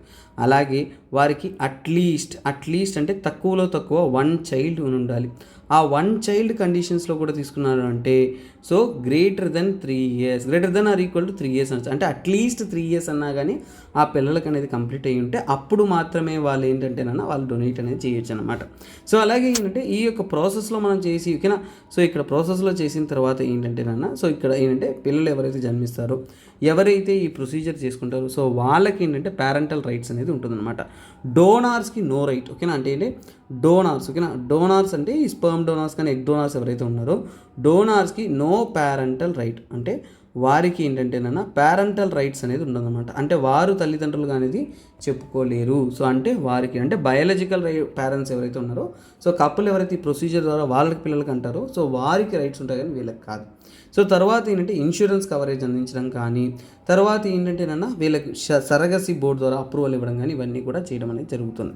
తర్వాత ఏంటంటే ఎవరైనా కానీ ఈ ఏఆర్టీ ప్రొసీజర్ ద్వారా జన్మించిన పిల్లల్ని కానీ, ఓకేనా, ఏఆర్టీ ప్రొసీజర్ ఏదైతే ఉంటుందో ఈ ఏఆర్టీ ప్రొసీజర్లో పుట్టిన పిల్లలు ఎవరైతే ఉన్నారో, చిల్డ్రన్స్ ఎవరైతే ఉంటారో సో ఆ చిల్డ్రన్స్ని మిస్యూజ్ చేసుకోవడం కానీ, ఎక్స్ప్లాయిట్ చేయడం కానీ, ఇంకా చెప్పాలి అంటే ఫర్ ఎగ్జాంపుల్ అంటే సేల్, పర్చేస్ ఇలా అంటే దుష్ప్రయోగం, ట్రేడ్ చేయడం కానీ ఇలా తప్పుడు విషయాలు చేశారు అంటే అలాంటి సమయాల్లో ఏంటంటే స్ట్రిక్ట్ యాక్షన్ అనేది తీసుకుంటారు. స్ట్రిక్ట్ యాక్షన్ అన్నప్పుడు ఏంటంటే ఇంప్రిజన్మెంట్, ఓకేనా. ఈ ఏఆర్టీ ప్రొసీజర్ని మిస్యూజ్ చేసుకున్నారు, తప్పుడు దారిలో ఉపయోగించారు అన్నప్పుడు ఇంప్రిజన్మెంట్ అనేది వేస్తారు, అంటే జైల్లో అనేది వేస్తారనమాట. అంటే సుమారుగా ఇది చాలా వరకు సీరియస్ క్రైమ్గా కన్సిడర్ చేసి 8 to 12 years వరకు ఏంటంటే జైల్లో వేసే అవకాశం అనేది ఉంటుంది. తర్వాత ఫైన్ విషయానికి వచ్చానంటే 10 to 20 lakhs అనేది వేస్తారనమాట. 10 to 20 lakhs అనేది ఫైన్ అనేది వేస్తారు. సో ఇది మనకి ఉంటున్న విషయం. తర్వాత ఏంటంటేనన్నా సెక్స్ సెలెక్టివ్ ఏఆర్టీ అంటే ఫర్ ఎగ్జాంపుల్ ఆడపిల్లల కోసం కొన్ని చేసుకోవడం కానీ, ఓకేనా. సో లేదంటే ఫర్ ఎగ్జాంపుల్ మగపిల్లల కోసం సపరేట్గా మగపిల్లలు కావాలని ఈ ప్రొసీజర్ చేసుకొని ఓన్లీ మేల్ చైల్డ్ సెలెక్టివ్గా అంటే సెక్స్ సెలెక్టివ్గా కానీ దీన్ని చేశారు అంటే అలాంటప్పుడు కూడా ఇది క్రైమ్ అనమాట. అంటే ఒక ఇంప్రిజన్మెంట్కి గురి, అంటే పనిష్ అనేది చేస్తారు. సో అంటే ఈ పనిష్మెంట్ అనేది ఎవరికి ముఖ్యంగా ఏంటంటే ఈ యొక్క ప్రొసీజర్ చేసేవాళ్ళు కదా, ఏఆర్టీ ప్రొసీజర్ చేసేవాళ్ళు ఎవరు, క్లినిక్స్ కానీ లేదంటే బ్యాంక్స్ కానీ, అంటే ఈ యొక్క ఏఆర్టీ బ్యాంక్స్ ఎవరైతే ఉన్నారో వారు సెక్స్ సెలెక్టివ్గా కానీ చేశారు అంటే అప్పుడు వారికి ఏంటంటే 5 to 10 years జైలు వేసే ఛాన్సెస్ అనేది ఇంప్రిజన్మెంట్ చేసే ఛాన్స్ అనేది ఉంటుంది. అలాగే 10 to 25 lakhs దాకా వాళ్ళకి ఏంటంటే ఫైన్ వేయడం అనేది జరుగుతుంది అనమాట. సో ఇలాంటి ఒక సీరియస్ లా అనేది తీసుకొస్తూ ఇంప్లిమెంట్ చేస్తున్నారు. కాకపోతే ఇండియాలో ఎన్నో కన్సర్న్స్ కూడా ఉన్నాయన్న. సో ఏఆర్టీ ప్రొసీజర్స్ కాస్ట్లీ అయిపోవడం, అలాగే డోనార్స్ అటెంప్ట్ని రెస్ట్రిక్ట్ చేయడం కానీ, లిమిటెడ్ డోనార్స్ ఉండడం కానీ, ఇవన్నీ కూడా నార్మల్గా ఉంటున్న ఇండియాలో ఉంటున్న సమస్యలు అనమాట. సో ఓకే గైస్, సో మీ అందరికీ ఒక ఇంపార్టెంట్ అనౌన్స్మెంట్ ఏంటి అంటే ఎన్సీఆర్టీ ఫౌండేషన్ కోర్స్ అని మీకోసం అందిస్తూ ఉన్నాము. దాని యొక్క కాస్ట్ అనేది మీకు 10,000 రూపీస్ అనేది ఛార్జ్ చేయడం అనేది జరుగుతుంది. ఎవరైతే యూపీఎస్సీ స్టార్టింగ్ స్టేజ్లో ఉన్నారో వారికి ఇది ఒక అద్భుతమైన అవకాశంగా ఉంటుంది. డోంట్ మిస్ దిస్ కోర్స్ అనమాట. So guys, next current affairs ఏంటో చూసారంటే world leaders watch warily as a mutiny situation unfolds in Russia. So రష్యాలో ఉంటున్న సమస్య ఏంది? సింపుల్. ఇక్కడ మనకి చూడండి, జనరల్గా యుక్రెయిన్ పైన రష్యా ఇన్వేట్ చేసింది అన్నారు. మనం ఎప్పటి నుంచో తెలుసుకున్నాము యుక్రెయిన్ అండ్ రష్యా వార్. ఓకేనా, మనందరికీ తెలుసు యుక్రెయిన్ అండ్ రష్యా వార్ అనేది ఎక్కువ కాలం అనేది కొనసాగుతూ ఉంది. ఇది మనందరికీ తెలిసిన విషయమే. సో ఈ వార్ కొనసాగుతున్న పాటికి కూడా మనకు అర్థం కాని ఇంకొక విషయం ఏంటంటే డైరెక్ట్గా రష్యన్ ఆర్మీ యుక్రెయిన్ పైన దాడి చేయట్లా. ఇక్కడ ఏంటంటేనా రష్యన్ బ్యాక్డ్ అంటే రష్యాకి చెందిన ఒక వాగ్నర్ గ్రూప్. ఈ గ్రూపు ఎప్పుడు హైలైట్ అయిందంటే ఓకేనా, సో ఇక్కడ ఏంటంటే వాగ్నర్ గ్రూప్ ఏమంటాం మనని, వాగ్నర్ గ్రూప్. ఈ వాగ్నర్ గ్రూప్ అనేది ఒక గ్రూప్ ఆఫ్ ఓకేనా, సో ఒక గ్రూప్ ఆఫ్ సోల్జర్స్ అని రష్యన్స్ కలిగిన ఒక గ్రూప్ అనమాట. సో ఇది ఎప్పుడు హైలైట్ అయిందంటే ఫర్ ఎగ్జాంపుల్ అంటే రష్యా వచ్చేసి క్రిమియా ఓకేనా, రష్యా వచ్చేసి రష్యన్ కౌంటర్ పార్ట్ వచ్చేసి యాక్చువల్గా ఏంటి క్రిమియా అని అనెక్స్ చేస్తుంది. క్రిమియా అనేది ఏంటంటే so it's part of Ukraine అనమాట, బ్లాక్ సీలో ఉంటుంది యుక్రెయిన్ యొక్క భాగము. సో ఆ క్రిమియాని వచ్చేసి అనెక్సేషన్స్ అంటే వాళ్ళు కబ్జా అనేది చేసుకుంటారనమాట. సో అనెక్సేషన్ చేసినప్పుడు ఇప్పుడు 2014లో అప్పుడు ఈ వాగ్నర్ గ్రూప్ అనేది హైలైట్ అవుతుంది. సో అసలు ఈ వాగ్నర్ గ్రూప్ అంటే ఏంటి అని మనం డీటెయిల్ చూసామంటే సో ఇది ముఖ్యంగా ఏంటంటే సోల్జర్స్ని హైర్కి అంటే ఏంటంటే వాళ్ళు రిక్రూట్ చేసుకుంటారనమాట. సో అంటే నెట్వర్క్ ఆఫ్ కాంట్రాక్టర్స్ అంటారు ఓకేనా. నెట్వర్క్ ఆఫ్ కాంట్రాక్ట్స్ అంటే కాంట్రాక్ట్ రూపంలో ఏంటంటే సోల్జర్స్ని వారు హైర్ చేసుకునేసి వాళ్ళు ఏంటంటే ఇలాంటి దాడులు ఇవన్నీ కూడా చేసుకుంటూ ఉంటారు. కాకపోతే ఈ యొక్క వాగ్నర్ గ్రూప్ ఏదైనా ఆర్గనైజేషన్గా రిజిస్టర్ చేసినంటే అన్రిజిస్టర్డ్ అంటే ఎక్కడా కూడా ఇది ఒక గ్రూప్గా అనేది రిజిస్టర్ అనేది కాలేదు. ఇది ఒక క్లారిటీ. తర్వాత రెండవ క్లారిటీ ఏంటంటే దీనికి ఎక్కడి నుంచి ఫండింగ్ వస్తుంది, ఎవరు సపోర్ట్ చేస్తున్నారు, గవర్నమెంట్ బ్యాంకింగ్ అంటారే కానీ ఎవరు ఫండ్ చేస్తున్నారు అనేది కూడా అన్నోన్. సో ఇంతవరకు ఎవరు ఫండ్ చేస్తున్నారు అనేది కూడా మనకి సక్రమంగా తెలియట్లేదు. సరే, ఈ వాగ్నర్ గ్రూప్ని ముందు నుంచి నడిపించేది ఎవరు, హెడ్ ఎవరు, పుటిన్ అంటే కాదు. అంటే ఇప్పుడు మన రష్యన్ ప్రెసిడెంట్ ఎవరంటే వ్లాడిమిర్ పుటిన్. మరి ఈ వాగ్నర్ గ్రూప్ యొక్క హెడ్ ఎవరంటే కాదు. సో ఇది గవర్నమెంట్ బ్యాక్డ్ కాదు. దీనికంటూ ఏంటంటే ఆర్గనైజేషన్కి సపరేట్ హెడ్ అనేది ఉన్నారు. ఆయన పేరు ఏంటి యెవ్జెనీ ఓకేనా, యెవ్జెనీ ప్రిగోజిన్. సో ఈ పేర్లు మనకు కఠినమే బట్ పర్లేదు ఓకేనా. ప్రిగోలిన్ ఓకేనా. సో ఇలా పలుకుతారు. సో ఈ పర్సన్ అనమాట. సో ఈ పర్సన్ ఎవరు, హెడ్. ఇప్పుడు అసలైన సమస్య ఏంటంటే ఈ యొక్క హెడ్ వాగ్నర్ గ్రూప్ యొక్క హెడ్కి అలాగే పుటిన్కి ఓకేనా. సో పుటిన్ గారికి ఇద్దరికి మధ్య ఏంటంటే ఇప్పుడు సమస్య అనేది మొదలైంది. ఎలా అంటే ఏంటంటే పుటిన్ గారు ఎవరు, రష్యా యొక్క ప్రెసిడెంట్. వారు ఎక్కడుంటారు, మాస్కోలో ఉంటారు అవునా. మాస్కో అనేది ఏంటి, రష్యా యొక్క క్యాపిటల్. సో వీరు యాక్చువల్గా ఈ యొక్క వాగ్నర్ గ్రూప్ ఏంటి, యుక్రెయిన్ మీద దాడి చేసింది. ఎక్కడ దాడి చేశారు, వాళ్ళు యుక్రెయిన్ మీద దాడి చేసి యుక్రెయిన్ యొక్క ప్రాంతాల మీద కబ్జా చేసుకుంటున్నారు. ఈ యుద్ధం చాలా కాలం కొనసాగుతూ ఉంది. కానీ మెల్లమెల్లగా ఏంటంటేనా ఇప్పుడు యుక్రెయిన్ కూడా ఏంటంటే పై చేయి సాధిస్తూ వాళ్ళ ప్రాంతాలను అనేది తిరిగి చేజిక్కించుకుంటూ వస్తున్నారు.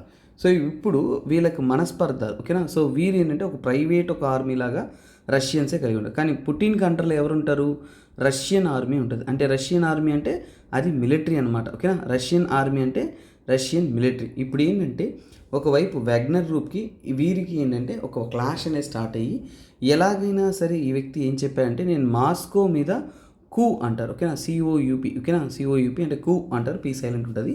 కూ అంటే ఏంటంటే అక్కడున్న ప్రెసిడెంట్ని తొలగించేసి వీళ్ళు ఆ మాస్కోని చేజిక్కించుకుంటామనే మాట చెప్పారు. సో ఇది ఇలా చెప్పడం వల్ల ఏంటంటే ఇక్కడ ఏమైంది, ఒక సివిల్ వార్ అనేది స్టార్ట్ అయింది. సివిల్ వార్ అంటే ఏంటి, సివిల్ వార్ అంటే ఇంటర్నల్గా జరుగుతున్న యుద్ధాన్ని మనం ఏమంటే సివిల్ వార్ అంటాం. దీనికి ఇండికేషన్ ఏంటంటే ఈ యొక్క యెవ్జెనీ ప్రిగోలిన్ అనేవారు ఓకేనా. సో అనేవారు ఏంటంటే ఒక సిటీని చేజిక్కించుకున్నారనమాట. సో ఆ సిటీ పేరు ఏంటంటే రొస్తోవ్ ఓకేనా. సో రొస్తోవ్ ఆన్ డాన్ ఓకేనా, రొస్తోవ్ ఆన్ డాన్ అనే ఒక సిటీని చేజిక్కించుకున్నారు. సో అంత స్పెషల్ ఏంటి సార్ అని అడిగారు అంటే చూడండి, రొస్తోవ్ సిటీ అనేది సౌత్ వెస్టర్న్, ఓకేనా, సౌత్ వెస్టర్న్ రష్యాలో, అంటే రష్యా యొక్క సౌత్ వెస్టర్న్ భాగంలో, ఓకేనా, రష్యా యొక్క సౌత్ వెస్టర్న్ భాగంలో ఏంటంటే లార్జెస్ట్ సిటీ అనమాట. ఉన్న దాంట్లోనే లార్జెస్ట్ సిటీ అదే అనమాట. అక్కడ 1 మిలియన్ పాపులేషన్ పైన ఉన్నారు. అలాగే ఏంటంటే ఈ సిటీ అనేది అంటే యుక్రెయిన్ బార్డర్కి దగ్గరలో ఉంటుంది, ఓకేనా. యుక్రెయిన్ ఏదైతే ఉంటుందో యుక్రెయిన్ బార్డర్కి, సో అంటే వాళ్ళ దేశానికి చెందిన ఆర్మీయే ఇంతకాలం యుక్రెయిన్ మీద దాడి చేస్తూ చేస్తూ చేస్తూ చేస్తూ ఇప్పుడు ఏమైందంటే వెంటనే ఏంటంటే వేళ్ళని చేజెక్కించుకున్నారు అనమాట. ఇక్కడి నుంచి ఏంటంటే వాళ్ళ రూట్ని బ్లాక్ చేసి మేము నెక్స్ట్ టార్గెట్గా ఏంటంటే మాస్కోని, అంటే రష్యా యొక్క క్యాపిటల్ని దాడి చేసి ప్రెసిడెంట్ని తొలగిస్తాం అనే మాట అనేది చెప్పారనమాట. సో ఇక్కడ ఏంటంటే ఈ యొక్క రష్యన్ ఆర్మీకి ఈ యొక్క వ్యాగ్నర్ గ్రూప్కి ఏంటంటే ఈ ఇద్దరికి మధ్య ఏంటంటే ఒక కాన్ఫ్లిక్ట్ అనేది స్టార్ట్ అవుతుంది. అదే న్యూస్, సింపుల్, ఓకేనా. సో ఇక్కడ ఏంటంటే ఇదే యాక్చువల్గా ఏంటంటే రష్యన్ సివిల్ వార్కి దారి తీస్తుంది అనేది మనకి క్లియర్గా అనిపిస్తుంది. సో కాకపోతే ఏంటంటే ఇప్పుడు ఈ గ్రూప్ ఎప్పుడైతే గవర్నమెంట్కి వ్యతిరేకంగా మారుతుందో గవర్నమెంట్ ఏం చేస్తుంది, ఎలాగైనా సరే వాళ్ళని ఆపేయాలని చూస్తుంది. ఈ గ్రూప్కి గొడవకి కారణం ఏంటంటే యాక్చువల్గా రష్యన్ ఆర్మీకి చెందిన వారు ఒక రాకెట్ అటాక్ చేసేటప్పుడు వీళ్ళ యొక్క ఫైటర్స్ చనిపోతారనమాట. సో అందుకోసమే ఏంటంటే చాలా కోపంతో ఉండి వారి మీద ఏంటంటే వీళ్ళు తిరుగుబాటుగా స్టార్ట్ చేస్తూ ఒక సివిల్ వార్గా అనేది, ఇంటర్నల్ మిలిటరీ వార్గా అనేది మారిపోతుంది. సో అందువల్లనే ఏంటంటే ఇది ఒక సమస్యగానే చూస్తున్నాం. సో ఇది ఇంతటితో అయిపోదు నాన్న. ఫ్యూచర్ టర్మ్స్లో మనం చదువుతున్నప్పుడు అంటే ఈ టాపిక్ మీకు ప్రొలాంగ్డ్ కాన్సెప్ట్గా, అంటే రానున్న కాలంలో ఎలాగైతే యుక్రెయిన్ ఇష్యూ మీరు సంవత్సరం నుంచి చదువుతున్నారంటే న్యూస్లో ఉంటూనే ఉండిందో అదేవిధంగా ఈ ఆర్టికల్ కూడా ఏంటంటేనా ఇంకో మీకు ఈ మంత్ అంతా కూడా, అంటే ఈ మంత్ అంటే ఈ మంత్ నెక్స్ట్ మంత్ కూడా ఏంటి ఈ ఆర్టికల్ ఉంటుంది. అప్పుడు ఏదైనా అవుట్కమ్స్ వస్తున్నప్పుడు అప్పుడు మనం దానికి రిలేటెడ్గా అనేది మనము చూస్తుంటాం అన్నమాట, ఓకేనా. స్టూడెంట్స్ అందరికీ ఒక ఇంపార్టెంట్ అనౌన్స్మెంట్ ఏంటంటే మీకోసం ఆప్షనల్ ఇన్ఫినిటీ అనేది మనం లాంచ్ చేస్తున్నాం. న్యూ బ్యాచెస్ అనేది లాంచ్ చేస్తున్నాం. రికార్డెడ్ పద్ధతిలో కావాలనుకుంటున్న వారికి 20,000 రూపీస్ ఫీజ్ అనేది ఛార్జ్ చేస్తాం. లైవ్ మరియు రికార్డెడ్ పద్ధతిలో కోర్స్ కావాలి అనుకుంటున్న వారికి 25,000 రూపీస్ అనేది మనము ఛార్జ్ చేస్తున్నాం. ఎవరైతే ఇంట్రెస్ట్ ఉన్నారో సో వారు 30th జూన్లోగా ఈ యొక్క కోర్స్ అనేది పొందొచ్చు. ఎందుకంటే తర్వాత ఫీజ్ అనేది రివైజ్ చేయడం జరుగుతుంది. మీకోసం మనం అందిస్తున్న ఆప్షన్స్ ఏమంటే PSIR, PubAd, sociology, anthropology and Telugu literature లాంటి అద్భుతమైన ఆప్షనల్స్ అనేది మీకోసం మనం క్వాలిటేటివ్గా అనేది అందించడం అనేది జరుగుతుందన్నమాట. సో నెక్స్ట్ ఆర్టికల్లోకి వెళ్దాం. సో ఈ ఆర్టికల్ ఏంటంటే చైనా పాకిస్తాన్ ఎండ్ డీల్, అంటే చైనా పాకిస్తాన్ మధ్య జరుగుతున్న న్యూక్లియర్ డీల్ అనమాట. సో కొద్దిగా టెక్నికల్గా చైనాకి పాకిస్తాన్కి మధ్య రిలేషన్షిప్ గురించి చెప్తున్నారు. కాకపోతే ఇంటర్నేషనల్ రిలేషన్స్లో స్టూడెంట్స్ అంతా అర్థం చేసుకోవాల్సిన ఒక విషయం ఏంటంటే మీరు యూపీఎస్సీ ప్రిపేర్ అవుతున్నప్పుడు ఏంటంటే చూడండి, రెండు దేశాల మధ్య సంబంధాలు చదువుతున్నప్పుడు ఎప్పుడూ కూడా ఇండియా పర్స్పెక్టివ్ మాత్రమే మనకి ఎగ్జామ్లో పాసిబిలిటీస్ ఎక్కువ, ఓకేనా. ఇండియా పర్స్పెక్టివ్ మాత్రమే ఏంటంటే మనకి ఎగ్జామ్లో ఇంపార్టెంట్. కాబట్టి ఎప్పుడు ఏం చదివినా కానీ ఇండియా పర్స్పెక్టివ్ మీద కాన్సన్ట్రేట్ చేయండి. మిగతావి మీరు న్యూస్లో చదివినా కానీ సరే ఒక్కసారి రీడ్ చేసి నోట్స్లో అంత కాన్సన్ట్రేట్ చేయకండి. ఏంటంటే జస్ట్ వాట్ ఈస్ ఇట్ అనే స్టోరీ ఓరియంటెడ్గా తెలుసుకోండి. కానీ ఇక్కడ ఇండియా పర్స్పెక్టివ్ మీద ఎక్కువ కాన్సన్ట్రేట్ చేయండి. అది మీకు సహాయపడుతుంది ఎగ్జామ్ ప్రిపరేషన్స్లో. రీసెంట్గా ఏం జరిగింది, వాటిలో ఉంటున్న సమస్యలు ఏంటి అనేది మనం తెలుసుకుందాం. సో ఇక్కడ చూడండి చైనా పాకిస్తాన్. సో అసలైన విషయం ఏంటంటే చైనా మరియు పాకిస్తాన్ ఈ రెండు దేశాలు కూడా ఏంటంటే రీసెంట్గా జూన్ నెలలోనే ఏంటంటే ఒక న్యూక్లియర్ అగ్రిమెంట్ అనేది సైన్ చేశారు, ఓకేనా. న్యూక్లియర్ అగ్రిమెంట్ అనేది సైన్ చేశారు. ఈ అగ్రిమెంట్ ప్రకారం న్యూక్లియర్ అగ్రిమెంట్ ప్రకారం వాళ్ళు ఏం నిర్ణయించుకున్నారంటే మేము 1200 మెగావాట్స్, ఓకేనా, 1200 మెగావాట్స్ కలిగి ఉండే న్యూక్లియర్ పవర్ ఫెసిలిటీ, ఓకేనా, న్యూక్లియర్ పవర్ ఫెసిలిటీ అంటే న్యూక్లియర్ పవర్ స్టేషన్ అనేది, ఓకేనా, న్యూక్లియర్ పవర్ స్టేషన్ అనేది స్థాపిస్తున్నాము అని నిర్ణయించుకున్నారు. అది ఎక్కడ, ఓకేనా, న్యూక్లియర్ పవర్ అనేది పాకిస్తాన్లో. సో పాకిస్తాన్లో అది కూడా చష్మా. సో ఏదే ప్రాంతము, చష్మా న్యూక్లియర్ కాంప్లెక్స్. సో గుర్తుపెట్టుకోండి, పాకిస్తాన్లో ఉండే న్యూక్లియర్ కాంప్లెక్స్ పేరే ఈ యొక్క చష్మా అనే ఒక పేరు, అంతే. తర్వాత సో ఫర్దర్గా వస్తున్నాము అంటే ఈ యొక్క సో కాల్ న్యూక్లియర్ అగ్రిమెంట్లో భాగంగా వారు $4.8 బిలియన్ అనేది చైనా అనేది పాకిస్తాన్కి సాయంగా ఇస్తూ వారికి ఏంటంటే అందిస్తున్నారన్నమాట. ఇది అసలైన విషయం. సో ఇక్కడ ఇది ప్లాంట్ నెంబర్ 5 C5 అంటారు. ఓకేనా. సో అంటే ఈ యొక్క చష్మా న్యూక్లియర్ కాంప్లెక్స్ అంటే మల్టిపుల్ రియాక్టర్స్ ఉంటాయి. అందులో C5 అంటే 5వ రియాక్టర్ ఇప్పుడు స్థాపిస్తున్నారు.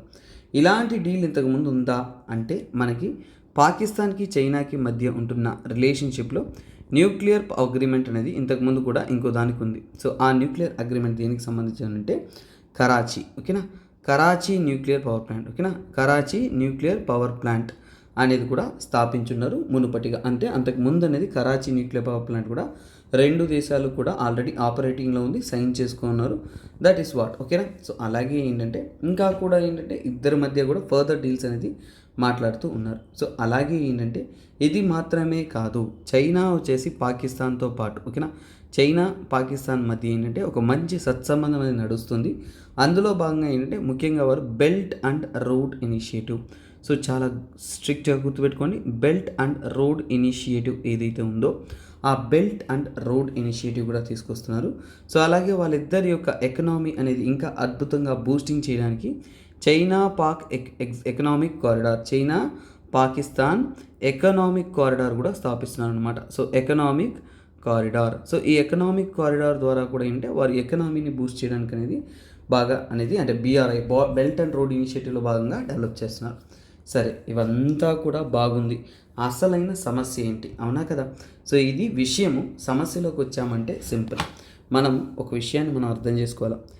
NSG అంటే ఏంటి?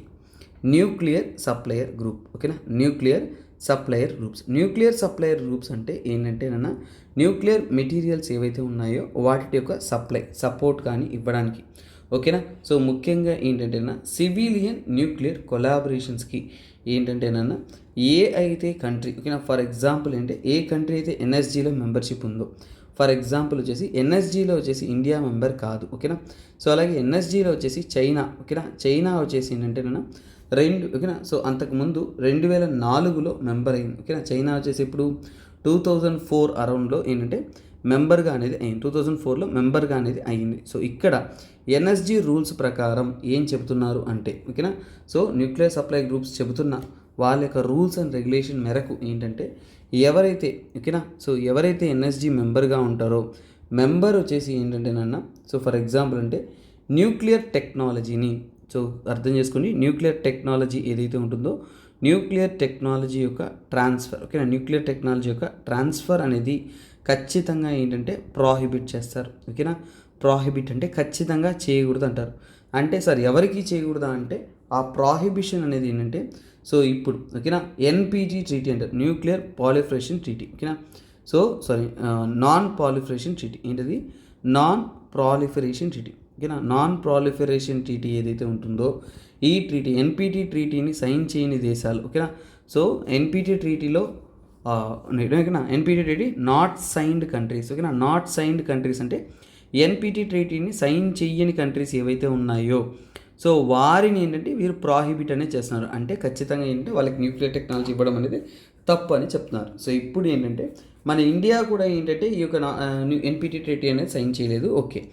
సో ఇప్పుడు ఏంటంటే చైనా ఇంతకుముందు చూడండి, చైనా ఏంటంటే వారు చెప్తున్న వాదనలు ఏంటి అనేది చూస్తాం. ఫస్ట్ చైనా ఏం చెప్తున్నారు అంటే మేము 2004 కంటే ముందే బిఫోర్ ఓకేనా 2004 కన్నా కానీ బిఫోర్ సైన్డ్ ఓకేనా బిఫోర్ సైన్డ్ ట్రీటీస్ ఓకేనా బిఫోర్ సైన్ ట్రీటీ అంటే మేము మెంబర్ కాకముందు ఉన్న ట్రీటీ ప్రకారం ఏంటంటే చష్మా ఓకేనా చష్మా ఏదైతే ఉంటుందో power plant nuclear power plant అందులో 3 and 4 మేము సైన్ చేశాము. అందుకోసమే ఏంటంటే మేము ఇంప్లిమెంట్ చేసామని ప్రీవియస్ అగ్రిమెంట్ని వాళ్ళు వాదించుకున్నారు. సో సరే అప్పుడు జస్టిఫై చేసుకున్నారు. ఓకే సరే ఇప్పుడు కొత్త డీల్ని ఎలా జస్టిఫై చేసుకున్నారు? సో చైనా యొక్క జస్టిఫికేషన్ ఏంటి? ఇవన్నీ కూడా ఏంటంటే జస్ట్ తెలుసుకునేలా ఉంటాయి, స్టోరీలా ఉంటుంది, మనకి అర్థం చేసుకోవాలి. డైరెక్ట్ ఫ్యాక్ట్ నోట్స్లో ఎగ్జామ్లో అలా వచ్చేది కాదు. కానీ వీటిని ఉపయోగించుకొని మన కరెంట్ అఫైర్స్ అర్థమవుతుంది. తర్వాత ఏమన్నా అవుట్పుట్ రాయాలన్నప్పుడు మెయిన్స్లో కూడా హెల్ప్ అవుతుంది. అందుకనే ఇవి మనం స్టోరీ తెలుసుకోవాలి ఫస్ట్. చైనా జస్టిఫై చేయడానికి కారణం ఏంటంటే ఆల్రెడీ ఇండియా US ఓకేనా ఇండియా US వచ్చేసి ఒక న్యూక్లియర్ డీల్ అనేది సైన్ చేశారు. సో చైనా పాకిస్తాన్ కూడా దానివల్లనే మేము డీల్ సైన్ చేసుకుంటున్నాము అనేది చెప్పారు. కాకపోతే అసలైన విషయం మీరు అర్థం చేసుకున్నారు అంటే సో ఇక్కడ ఇండియా న్యూక్లియర్ డీలు ఓకేనా ఇండియా US డీలు అలాగే చైనా పాక్ డీల్ ఒకటి కాదు. ఓకేనా. సో ఎందుకు సార్ అంటే ఇండియా US డీల్ ఓకేనా ఇండియా US డీలు ప్రపంచవ్యాప్తంగా యాక్సెప్ట్ చేయడానికి చైనా పార్టీలు తప్పు అని చెప్పడానికి కారణాలు ఏంటనే మనం చూస్తాం. సో ఫర్ ఎగ్జాంపుల్ అంటే ఇండియా యూఎస్ డీల్ సైన్ చేసుకోవడానికి ఏంటంటే, సో చూడండి యూఎస్ వచ్చేసి ఓకేనా, యూఎస్ వచ్చేసి ఏంటంటే వెయివర్ ఓకేనా, ఎన్ఎస్జీలో ఒక వెయివర్ అనేది సైన్ చేసుకున్నారు. ఎన్ఎస్జీలో వెయివర్ అంటే కొన్ని సవరణలు అంటే కొన్ని పర్మిషన్స్ అనేది పొందుతున్నారు. ఏమని ఇండియాతో వచ్చేసి 2008 ఓకేనా, ఎన్ఎస్జీ వచ్చేసి వెయివర్ ఇచ్చింది ఇండియాతో ఓకేనా, ఇండియాకు కూడా ఇచ్చింది. ఏమని ఇండియాతో ఏంటంటే ఖచ్చితంగా ఏంటంటే న్యూక్లియర్ ట్రేడ్ చేయడానికి అనేది పర్మిషన్ అనేది ఇచ్చున్నారు అనమాట. ఆ పర్మిషన్ అనేది ఎవరు పొందున్నారు, ఇండియాకి అనేది పొందున్నారు అనమాట. అలాగే ఏంటంటేనన్నా ఇండియా వచ్చేసి ఓకేనా, ఇండియా యూఎస్ డీల్కి ముఖ్యత్వం ఏంటంటే ఇండియా వచ్చేసి ఇంటర్నేషనల్ అటామిక్ ఎనర్జీ ఏజెన్సీ యొక్క రూల్స్ అండ్ రెగ్యులేషన్స్ అంటే వారి యొక్క సేఫ్ గార్డ్స్ ఏవైతే ఉన్నాయో అంటే సివిల్ న్యూక్లియర్ యూస్ మాత్రం మేము చేస్తాము అనే విధంగా వాళ్ళు చెప్పారు. అంటే అలాగే ఏంటి ఇండియా యొక్క క్లారిటీ ఏంటంటే మనకి రెండు విధాలుగా అంటే మనకి సివిలియన్ పర్పస్ వేరు ఓకేనా, సివిలియన్ యూసేజ్ వేరుగాను, అలాగే ఏంటంటే మనకి మిలిటరీ యూసేజ్ వేరుగాను సపరేట్ చేస్తాం. అంటే మనకంటూ ఏంటంటే సివిలియన్ అండ్ మిలిటరీ యూసేజ్ రెండిటికి కూడా మన ఇండియాలో సపరేట్ పాలసీస్ అనేవి ఉన్నాయి. అంటే రెండింటిని కలిపే ఛాన్సెస్ లేదు, సపరేట్ పాలసీ అనేది ఉంది. సో అందువల్ల ఆ పాలసీ ప్రకారం మనం సివిలియన్ యూసేజ్కి మాత్రమే ఏంటంటే మనం ఇంప్లిమెంట్ చేస్తున్నాం అనేది క్లారిటీ అనేది మెయింటైన్ చేస్తున్నాం. సో అందువలన ఏంటంటే ఇండియా యూఎస్ మధ్య డీల్ అనేది కుదరడం అనేది జరిగింది. బట్ చైనా పాకిస్తాన్ విషయాన్ని తీసుకున్నా అంటే ఇదేదో ప్రతీకారం మీద పని జరిగేలా ఉందే, కానీ అక్కడ ఏంటంటేనా వారిద్దరి మధ్య ఏంటంటే నో సచ్ కమిట్మెంట్స్ అంటే ఇలాంటి కమిట్మెంట్స్ ఏవైతే ఉన్నాయో ఇలాంటి కమిట్మెంట్స్ అనేది ఏవి చూడడానికి అనేది అంతగా అనేది లేనట్టుగానే ఉంది ఓకేనా. సో అలాగే ఏంటంటేనన్నా సో ఇక్కడ చైనా ఏం చెప్పారు అంటే ఏంటంటేనన్నా IAEA యొక్క సేఫ్ గార్డ్స్ మేము ఫాలో అవుతున్నాము, సో ఆ సేఫ్ గార్డ్స్ చాలు అనేది వారి యొక్క వాదనగా ఉంది. సో కాకపోతే ఏంటంటేనన్నా ఇక్కడ ఇంకో ట్విస్ట్ అంటే ఎన్ఎస్జీలో ఇండియా మెంబర్ కాలేదు అంటే అసలైన కారణం ఏంటి, ఇండియా వచ్చేసి 2014 ఓకేనా, 2014లో ఇండియా వచ్చేసి ఎన్ఎస్జీలో మెంబర్ అవ్వాలని ట్రై చేసింది ఓకేనా. ఎన్ఎస్జీ అంటే న్యూక్లియర్ సప్లై గ్రూప్స్లో మెంబర్షిప్ కోసం ట్రై చేశారు. మెంబర్షిప్ కోసం ట్రై చేస్తే అసలు మన ఇండియాకి మెంబర్షిప్ ఇస్తాను అన్నా కానీ ఇక్కడ మెంబర్షిప్ని బ్లాక్ చేసేవాళ్ళు ఎవరు, so blocked by China. So అంటే మనకి చూడండి మనం ఎలాగా మిగతా దేశాలన్నీ సపోర్ట్ చేస్తూ మనకి మెంబర్షిప్ తీసుకుంటున్నా కానీ చైనా వచ్చేసి బ్లాక్ చేస్తుంది. చైనా ఏం చెప్తుంది అంటే మీరు పాకిస్తాన్కి కూడా మెంబర్షిప్ ఇవ్వండి, మేము పాకిస్తాన్కి ఆయుధాలు ఇవన్నీ కూడా మేము సప్లై చేసుకుంటాం అనే విధంగా అనేది న్యూక్లియర్ మెటీరియల్ సప్లై చేసుకుంటాం అనే విధంగా అనేది ఉంది. అంటే ఇక్కడ ఏంటంటే ఇక్కడ ఇండియాని బాగుపడినట్లా వాళ్ళు బాగుపడట్లే, ఆ విధంగా అనేది ఇది ఒక సమస్యగానే ఏంటంటే మారుతూ ఉంది. అదే ఈ యొక్క overall outcome of the deal. మనం చదివామంటే ఈ కంటెంట్ అంత ఈజీగా అర్థం కాదు, బట్ ఇవన్నీ క్లాసెస్లో మీరు వింటున్నప్పుడు ఏంటంటే అద్భుతంగా అనేది అర్థమవుతుంది. కొన్ని సబ్జెక్ట్ మనం చదువుతున్నప్పుడు ఎలా ఉంటుందంటే స్టూడెంట్స్ మనము క్లాస్ వింటే తప్ప అర్థం కాదు అనే ఒక స్టాండర్డ్ అనేది కొనసాగుతుంటుంది. ఆ విధంగా ఉంటున్న స్టడీస్లో ఏంటంటే ఈ డీల్ అనేది మనం తీసుకోవచ్చు. సో నెక్స్ట్ ఆర్టికల్ చూద్దాము. సో ఇక్కడ చూడండి తమిళనాడుకి చెందిన ఐడోల్ వింగ్ అంటే శిలా విగ్రహాలను ఓకేనా CIDలో సపరేట్గా తమిళనాడు పోలీసు చేసి ఇక్కడ చూడొచ్చు, మనం చదివితేనే ఇది అర్థమైపోతుంది, అందువల్ల we need not to make frame questions points here. Idol wing of CID అంటే CIDకి చెందిన ఒక ఐడోల్ వింగ్ అనేది ఏంటంటే తమిళనాడు పోలీస్ డిపార్ట్మెంట్ అనేవారు రూపొందించినారు. వారు ఏంటంటే యూఎస్కి చెందిన అథారిటీస్తో కలిసి కొలాబరేట్ చేసుకుంటూ హై వాల్యూడ్ యాంటిక్యూ ఐడియల్స్ అంటే అద్భుతమైన ఇండియన్ ఐడియల్స్, అది కూడా చోళా ఎరా టెంపుల్స్ అంటే చోళుల యొక్క కాలం నాటి టెంపుల్స్ అనేది ఇప్పుడు ప్రస్తుతం ఏంటంటే యూఎస్ యొక్క మ్యూజియం ఆర్ట్ గ్యాలరీస్లో అనేది ఉన్నాయి.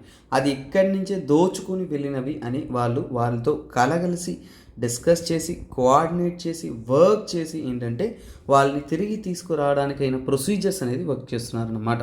సో ముఖ్యంగా అంటే యూఎస్ అథారిటీస్ చెందిన homeland security, Manhattan district attorney వాళ్ళతో కూడా కలగలిసి ఏంటంటేనన్నా వీళ్ళు వర్క్ అనేది చేస్తున్నారు. సో అవన్నీ కూడా మళ్ళీ మన ఇండియన్ టెంపుల్స్కి అనేది తీసుకురావడానికి కూడా ఏంటంటే ట్రై చేస్తూ ఉన్నారు. అలాగే Veerateswara Swamy temple, Korukkai village, Mayiladuthurai, Nareswara temple of Veeracholapuram, Kallakurichi and Venugopala Swamy and Vishwanatha Swamy temples and Alathur village and Mannargudi, ఈ ప్రాంతాల్లో ఉంటున్న టెంపుల్స్లో ఉంటున్న విగ్రహాలను దోచుకెళ్ళి అక్కడ ఉంచినట్టు ఏంటంటే వాళ్ళకి ప్రూఫ్స్ అంటే ఏంటి, మీరు ఏం చెప్తున్నారంటే దానికి తగినటువంటి ప్రూఫ్స్ అంతా కూడా గ్యాదర్ చేసి డాక్యుమెంటేషన్స్, ఆ స్టోలన్ ఐటమ్స్ యొక్క డీటెయిల్స్ అంతా ప్రొవైడ్ చేసి వాళ్ళతో కోఆర్డినేట్ చేసి ఏంటంటేనన్నా ఇవన్నీ కూడా ఎక్కడ యూఎస్లో లొకేట్ అయి ఉన్నాయి, వాటి యొక్క వాల్యూస్ ఏంటి, మన ఇండియా యొక్క ప్రైడ్ ఏంటి, కల్చరల్ ఇంపార్టెన్స్ ఏంటి అనేది తెలుపుతూ వాటన్నిటినీ కూడా ఏంటంటే తిరిగి తీసుకురావడానికి అనేది ప్రయత్నాలు చేస్తున్నాం. సో వాటి మీద రీసెర్చ్ చేస్తూ ఫ్రెంచ్ ఇన్స్టిట్యూట్ ఆఫ్ పాండిచ్చేరి వారు కూడా ఏంటంటే కలిసి ఈ ఐడల్ డాక్యుమెంటేషన్స్ ఏవైతే ఉన్నాయో వాటిని చెక్ చేస్తూ ఏంటంటే రిటర్న్ తేవడానికి అనేది ప్రయత్నాలు అనేది చేస్తున్నారన్నమాట. సో ఇలా ఏంటి అంటే సో ఇక్కడ పోలీస్ ప్రకారం ఏంటంటే 6 ఎగ్జిక్యూటివ్ చోళా ఎరాకి చెందిన ముఖ్యమైన టెంపుల్స్ అంటే శివ, పార్వతి, నటరాజ, సుందర అండ్ పారవై నాచియార్, వీణధార దక్షిణామూర్తి, నందికేశ్వరర్. సో ఇవన్నీ కూడా ఏంటంటే ఇంపార్టెంట్ ప్రామినెంట్ టెంపుల్స్గా అనేది చెప్తున్నారు. ఇవన్నీ కూడా ఏంటంటే వీర చోళపురం శివాన్ టెంపుల్ నుంచి కూడా 1960s ఆ టైంలో ఏంటంటే స్టోలన్ అంటే దొంగతనం చేయబడినట్టు తెలుపుతున్నారు. సో వాటన్నిటిని కూడా తిరిగి తీసుకొచ్చేసి మన ఇండియన్ కల్చరల్ ఇంపార్టెన్స్ అనేది తీసుకురావడానికి ప్రయత్నిస్తున్నారు. యూఎస్ గవర్నమెంట్ కూడా అక్కడ ఉన్న పోలీస్ వాళ్ళు కూడా ఏంటంటే వాటికి ఓకే చెప్పి వాటిని రిటర్న్ చేయడానికి ప్రయత్నాలు అనేది వాళ్ళు సపోర్ట్ అనేది చేస్తున్నారు. So that is one great and appreciable things we need to remember అన్నమాట. సో నెక్స్ట్ ఆర్టికల్ కూడా ఏంటంటే ఇది మనం ఆల్రెడీ చాలాసార్లు హిందూలో ఒక 2 నెలలుగా ఉంటున్నది. ఏం లేదన్న అరికొంబన్. సో ఈ పేరు మాత్రం గుర్తుపెట్టుకోండి, చాలా ఇంపార్టెంట్. యాక్చువల్గా అరికొంబన్ అనేది ఒక ఎలిఫెంట్ అన్న, ఓకేనా. అరికొంబన్ అనేది ఒక ఎలిఫెంట్ కేరళ తమిళనాడు బార్డర్ అలాగే కేరళ ప్రాంతంలో ఏంటంటే ఇది ప్రజల నివాసంలోకి వచ్చేసి చాలా ప్రాబ్లమ్స్ అనేది క్రియేట్ చేసింది. వాటిని దీనివల్ల ఏంటంటే హ్యూమన్ అనిమల్ కాన్ఫ్లిక్ట్ అనేది ఎక్కువైంది, ఓకేనా. హ్యూమన్ అనిమల్ కాన్ఫ్లిక్ట్ అనేది ప్రాబ్లం అయింది. సో దీన్ని చాలా కష్టపడి చాలా రోజులు ప్రయత్నించి ఫారెస్ట్ డిపార్ట్మెంట్ వారు మళ్ళీ దీన్ని కాపాడి దాన్ని ట్రాన్స్లోకేట్ అనేది చేశారు. సో దాన్ని ఎక్కడికి ట్రాన్స్లేట్ చేశారు అంటే కలక్కాడ్, ఓకేనా. కలక్కాడ్ ముండందురై, ఓకేనా. కలక్కాడ్ ముండందురై, ఓకేనా.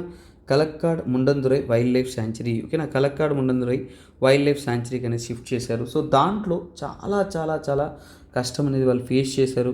సో అలాగే ఏంటంటే అక్కడున్న విలేజెస్ కానీ అందరూ కూడా ఏంటంటే ఫుడ్ రిలేటెడ్ డ్రగ్స్ ఎన్నో ప్రాబ్లమ్స్ అనేది గురయ్యారు. సో ఇక్కడ ఏంటంటే హ్యూమన్ అండ్ అనిమల్ కాన్ఫ్లిక్ట్స్ అనేది ఎక్కువ అవ్వడం వల్ల చాలా వరకు మనకి నష్టాలు అనేది జరుగుతున్నాయి. అలాగే వాటిని క్యాప్చర్ చేసి ట్రాన్స్లోకేట్ చేయడానికి కూడా ఏంటంటే చాలా వరకు ప్రాబ్లమ్స్ అనేది ఉన్నాయి. సో ఇలాంటి వాటిని ఇంకా ఎఫిషియెంట్గా చేయడానికి హ్యూమన్ అనిమల్ కాన్ఫ్లిక్ట్స్ తగ్గించడానికి అనేది గవర్నమెంట్ అనేది ఎఫర్ట్స్ చేస్తున్నారు. సో దానికి సంబంధితమైన ఆర్టికల్ ఇది, ఓకేనా. సో ఉదగమండలం అంటే ఏంటి ఊటీ నాన్న. సో అక్కడి నుంచి కూడా recent translocation of Arikomban. So మీకు తెలుసు కదా కేరళలో కలక్కాడ్ ముండందురై సేమ్ నేను ఏదైతే చెప్పానో అక్కడ అదే ఉంది. సో ఇక్కడ ఏంటంటేనన్నా ఇది చాలా వరకు ఏంటంటే ఇది ఒక సక్సెస్ఫుల్ ఆపరేషన్గా చూసుకుంటున్నా కానీ ఎన్నో ప్రాబ్లమ్స్ అనేది దీనివల్ల అనేది మనం ఫేస్ చేసాము అనేది అక్కడ ఉంటున్న విలేజెస్ కూడా అంటే peace of mind and threat to the tax of food అంటే వారి యొక్క ఆహారం అన్నింటికి కూడా ఏంటంటే ప్రాబ్లమ్స్ అనేది కలిగి ఉంది. సో వాటిని అనేది సేఫ్ గార్డ్ చేశారని చెప్తున్నారు. సో ఇక్కడ ఈ ప్రాంతాల్లో వెస్టర్న్ ఘాట్స్ అంటే ఎక్కువగా మనం చూస్తున్నప్పుడు ఎక్కువగా ఏంటంటే ఈ హ్యూమన్ అనిమల్ కాన్ఫ్లిక్ట్స్ అనేది ఎక్కువ అయిపోతున్నాయి అనేది ఇక్కడ క్లియర్గా అనేది చెప్తున్నారు, ఓకేనా. సో యాక్చువల్గా దీని మీద మనము హ్యూమన్ అనిమల్ కాన్ఫ్లిక్ట్స్ పెరుగుతున్నాయి, వాటిని ఎలా డీల్ చేయాలి అనేది ఒక మెయిన్స్ క్వశ్చన్ ఫార్మేట్లో మీకు ఉపయోగపడవచ్చు. వీలైతే నేను మెయిన్స్ క్వశ్చన్ ఒకటి దీనిలో నుంచి ఫ్రేమ్ చేసి ఎలాగో నేను మెయిన్స్ అనాలిసిస్ కూడా మీకు నేను చేస్తున్నాను. సో ఓకేనా, హిందూ మెయిన్స్ పర్స్పెక్టివ్ నేను చేస్తున్నాను. సో అందులో ఏంటంటే నేను సో కావాలంటే దీంట్లో ఒక క్వశ్చన్ మనం ఫ్రేమ్ చేద్దాం. హ్యూమన్ అనిమల్ కాన్ఫ్లిక్ట్ అనేది ఎవర్ గ్రీన్ క్వశ్చన్ అంటే ఎప్పుడు కూడా పాసిబిలిటీ ఎక్కువగా ఉండే క్వశ్చన్ కాబట్టి సో ఒక్కసారిగా దాని నుంచి నేను ఫ్రేమ్ చేస్తాను. So let us look into it, ఓకేనా. ఓకే స్టూడెంట్స్, సో ఈరోజు నేను మీకు దీనికి ఏఆర్టీ అసిస్టెడ్ రిప్రొడక్టివ్ టెక్నాలజీస్ గురించి క్లాస్ చెప్పాను. సో దానికి సంబంధితమైన క్వశ్చనే మీకోసం ఫ్రేమ్ చేయడం అనేది జరిగింది. సో ఇది ఏంటంటే మోడర్న్ యూపీఎస్సీ స్టాండర్డ్కి తగినటువంటి విధంగా మీకు ఫ్రేమ్ చేశాను. మీరు చూసి చదివి రీసెర్చ్ చేసి ఆన్సర్ చేసినా పర్లేదు, ఓకేనా. డైరెక్ట్గా ట్రై చేసినా పర్లేదు, కాకపోతే ట్రై చేయండి. ఎందుకంటే when the question is up to the standards అంటే ప్రస్తుతం ఉన్నట్టున్న స్టాండర్డ్స్కి మీరు రోజు ఒక క్వశ్చన్ చేస్తున్నప్పుడు ఇక్కడే మీ యొక్క యూపీఎస్సీ పీవైక్యూ ప్రిపరేషన్ అనేది కొనసాగుతుంది, ప్రారంభమవుతుంది. ఇక్కడే మీరు చెబుతున్న తప్పులు కూడా తెలుస్తుంది. ఎలాగో ఈ క్వశ్చన్ రేపు మీకు ఎక్స్ప్లెయిన్ చేస్తాను కాబట్టి దాని యొక్క బ్యాక్గ్రౌండ్ స్టడీ చేస్తాను కాబట్టి that will help you more and more and more. So ఇక్కడ క్వశ్చన్లోకి వెళ్ళిపోయామంటే చూడండి, consider the following: in vitro fertilization, intra uterine insemination, cryo preservation. ఇలా 3 పేర్లు ఇచ్చారు. ఇందులో ఓకేనా how many of this can be classified under the assisted reproductive technology. ART టెక్నాలజీలో వేటిని మనం కేటగరైజ్ చేయొచ్చు. 1 only, 2 only, all the 3 none అనేది మీ యొక్క ఆన్సర్. ఓకేనా? సో ఇందులో కొన్ని టెక్నిక్స్ అప్లై చేయొచ్చు. ఆ నన్నా, ఆల్ ది అబోనా ఇలాంటి కాన్సెప్ట్స్ వస్తున్నప్పుడు ఏంటంటే కొన్ని మనకేంటంటే మనం ఫ్రేమ్ చేయొచ్చు. కొన్ని ఎలిమినేట్ చేయడానికంటే 50% మార్క్స్ ఇంప్రూవ్ చేసుకోవడానికి ఛాన్సెస్ అనేది ఉంది. సో అది ఎలా చేస్తాం ఏంటి అనేది కూడా రేపు నేను ఈ క్వశ్చన్ ద్వారా మీకు చెప్పడం అనేది జరుగుతుంది. Okay guys, thank you everybody those who are supporting my videos. ఓకేనా? మీకోసం చాలా ఎఫర్ట్ వేసి మీకోసం క్వాలిటీ కంటెంట్ అనేది నేను మీకు చేస్తున్నాను. మీకు హిందూ అనాలిసిస్ అనేది తెలుగు రాష్ట్రాలలో ఏపీ, తెలంగాణలో యూపీఎస్సి గ్రూప్ 1 ప్రిపేర్ అవుతున్న స్టూడెంట్స్ ఎవరైతే ప్రిలిమ్స్ అండ్ మెయిన్స్ పర్స్పెక్టివ్లో చాలా హార్డ్ వర్క్ చేస్తూ ఎఫర్ట్ వేస్తూ సార్ మాకు ఎలాగైనా కానీ మేము మా కళలను నిజం చేసుకోవాలని ప్రయత్నిస్తున్నారో వారి కళలను నిజం చేసుకోవడానికి నా వంతు ప్రయత్నంగా ఏంటంటే నేను మీకు పొటెన్షియల్ కంటెంట్ అనేది డైలీ హిందూ ద్వారా మీకు current affairs, prelims standard question, వీలైతే ఒక మ్యాప్, అలాగే మీకు మెయిన్స్ పర్స్పెక్టివ్ని సపరేట్ వీడియో, ఇలాంటి నా ప్రయత్నాలు అనేది మీకు చేస్తున్నాను. సో ఎస్పీఆర్ సార్ అయినా నేను మీకు చేస్తున్న ఎఫర్ట్స్ని మీరు సపోర్ట్ చేస్తుండడం అనేది చాలా చాలా హ్యాపీగానే ఉంది. ఎందుకంటే ఒక టీచర్కి, ఒక స్టూడెంట్కి మించిన విలువ అనేది ఇంకొకటి ఉండదు నాన్న. So those are following my videos and my classes, thanks to everybody. I always be thankful for your support. Bye bye, take care, have a nice day.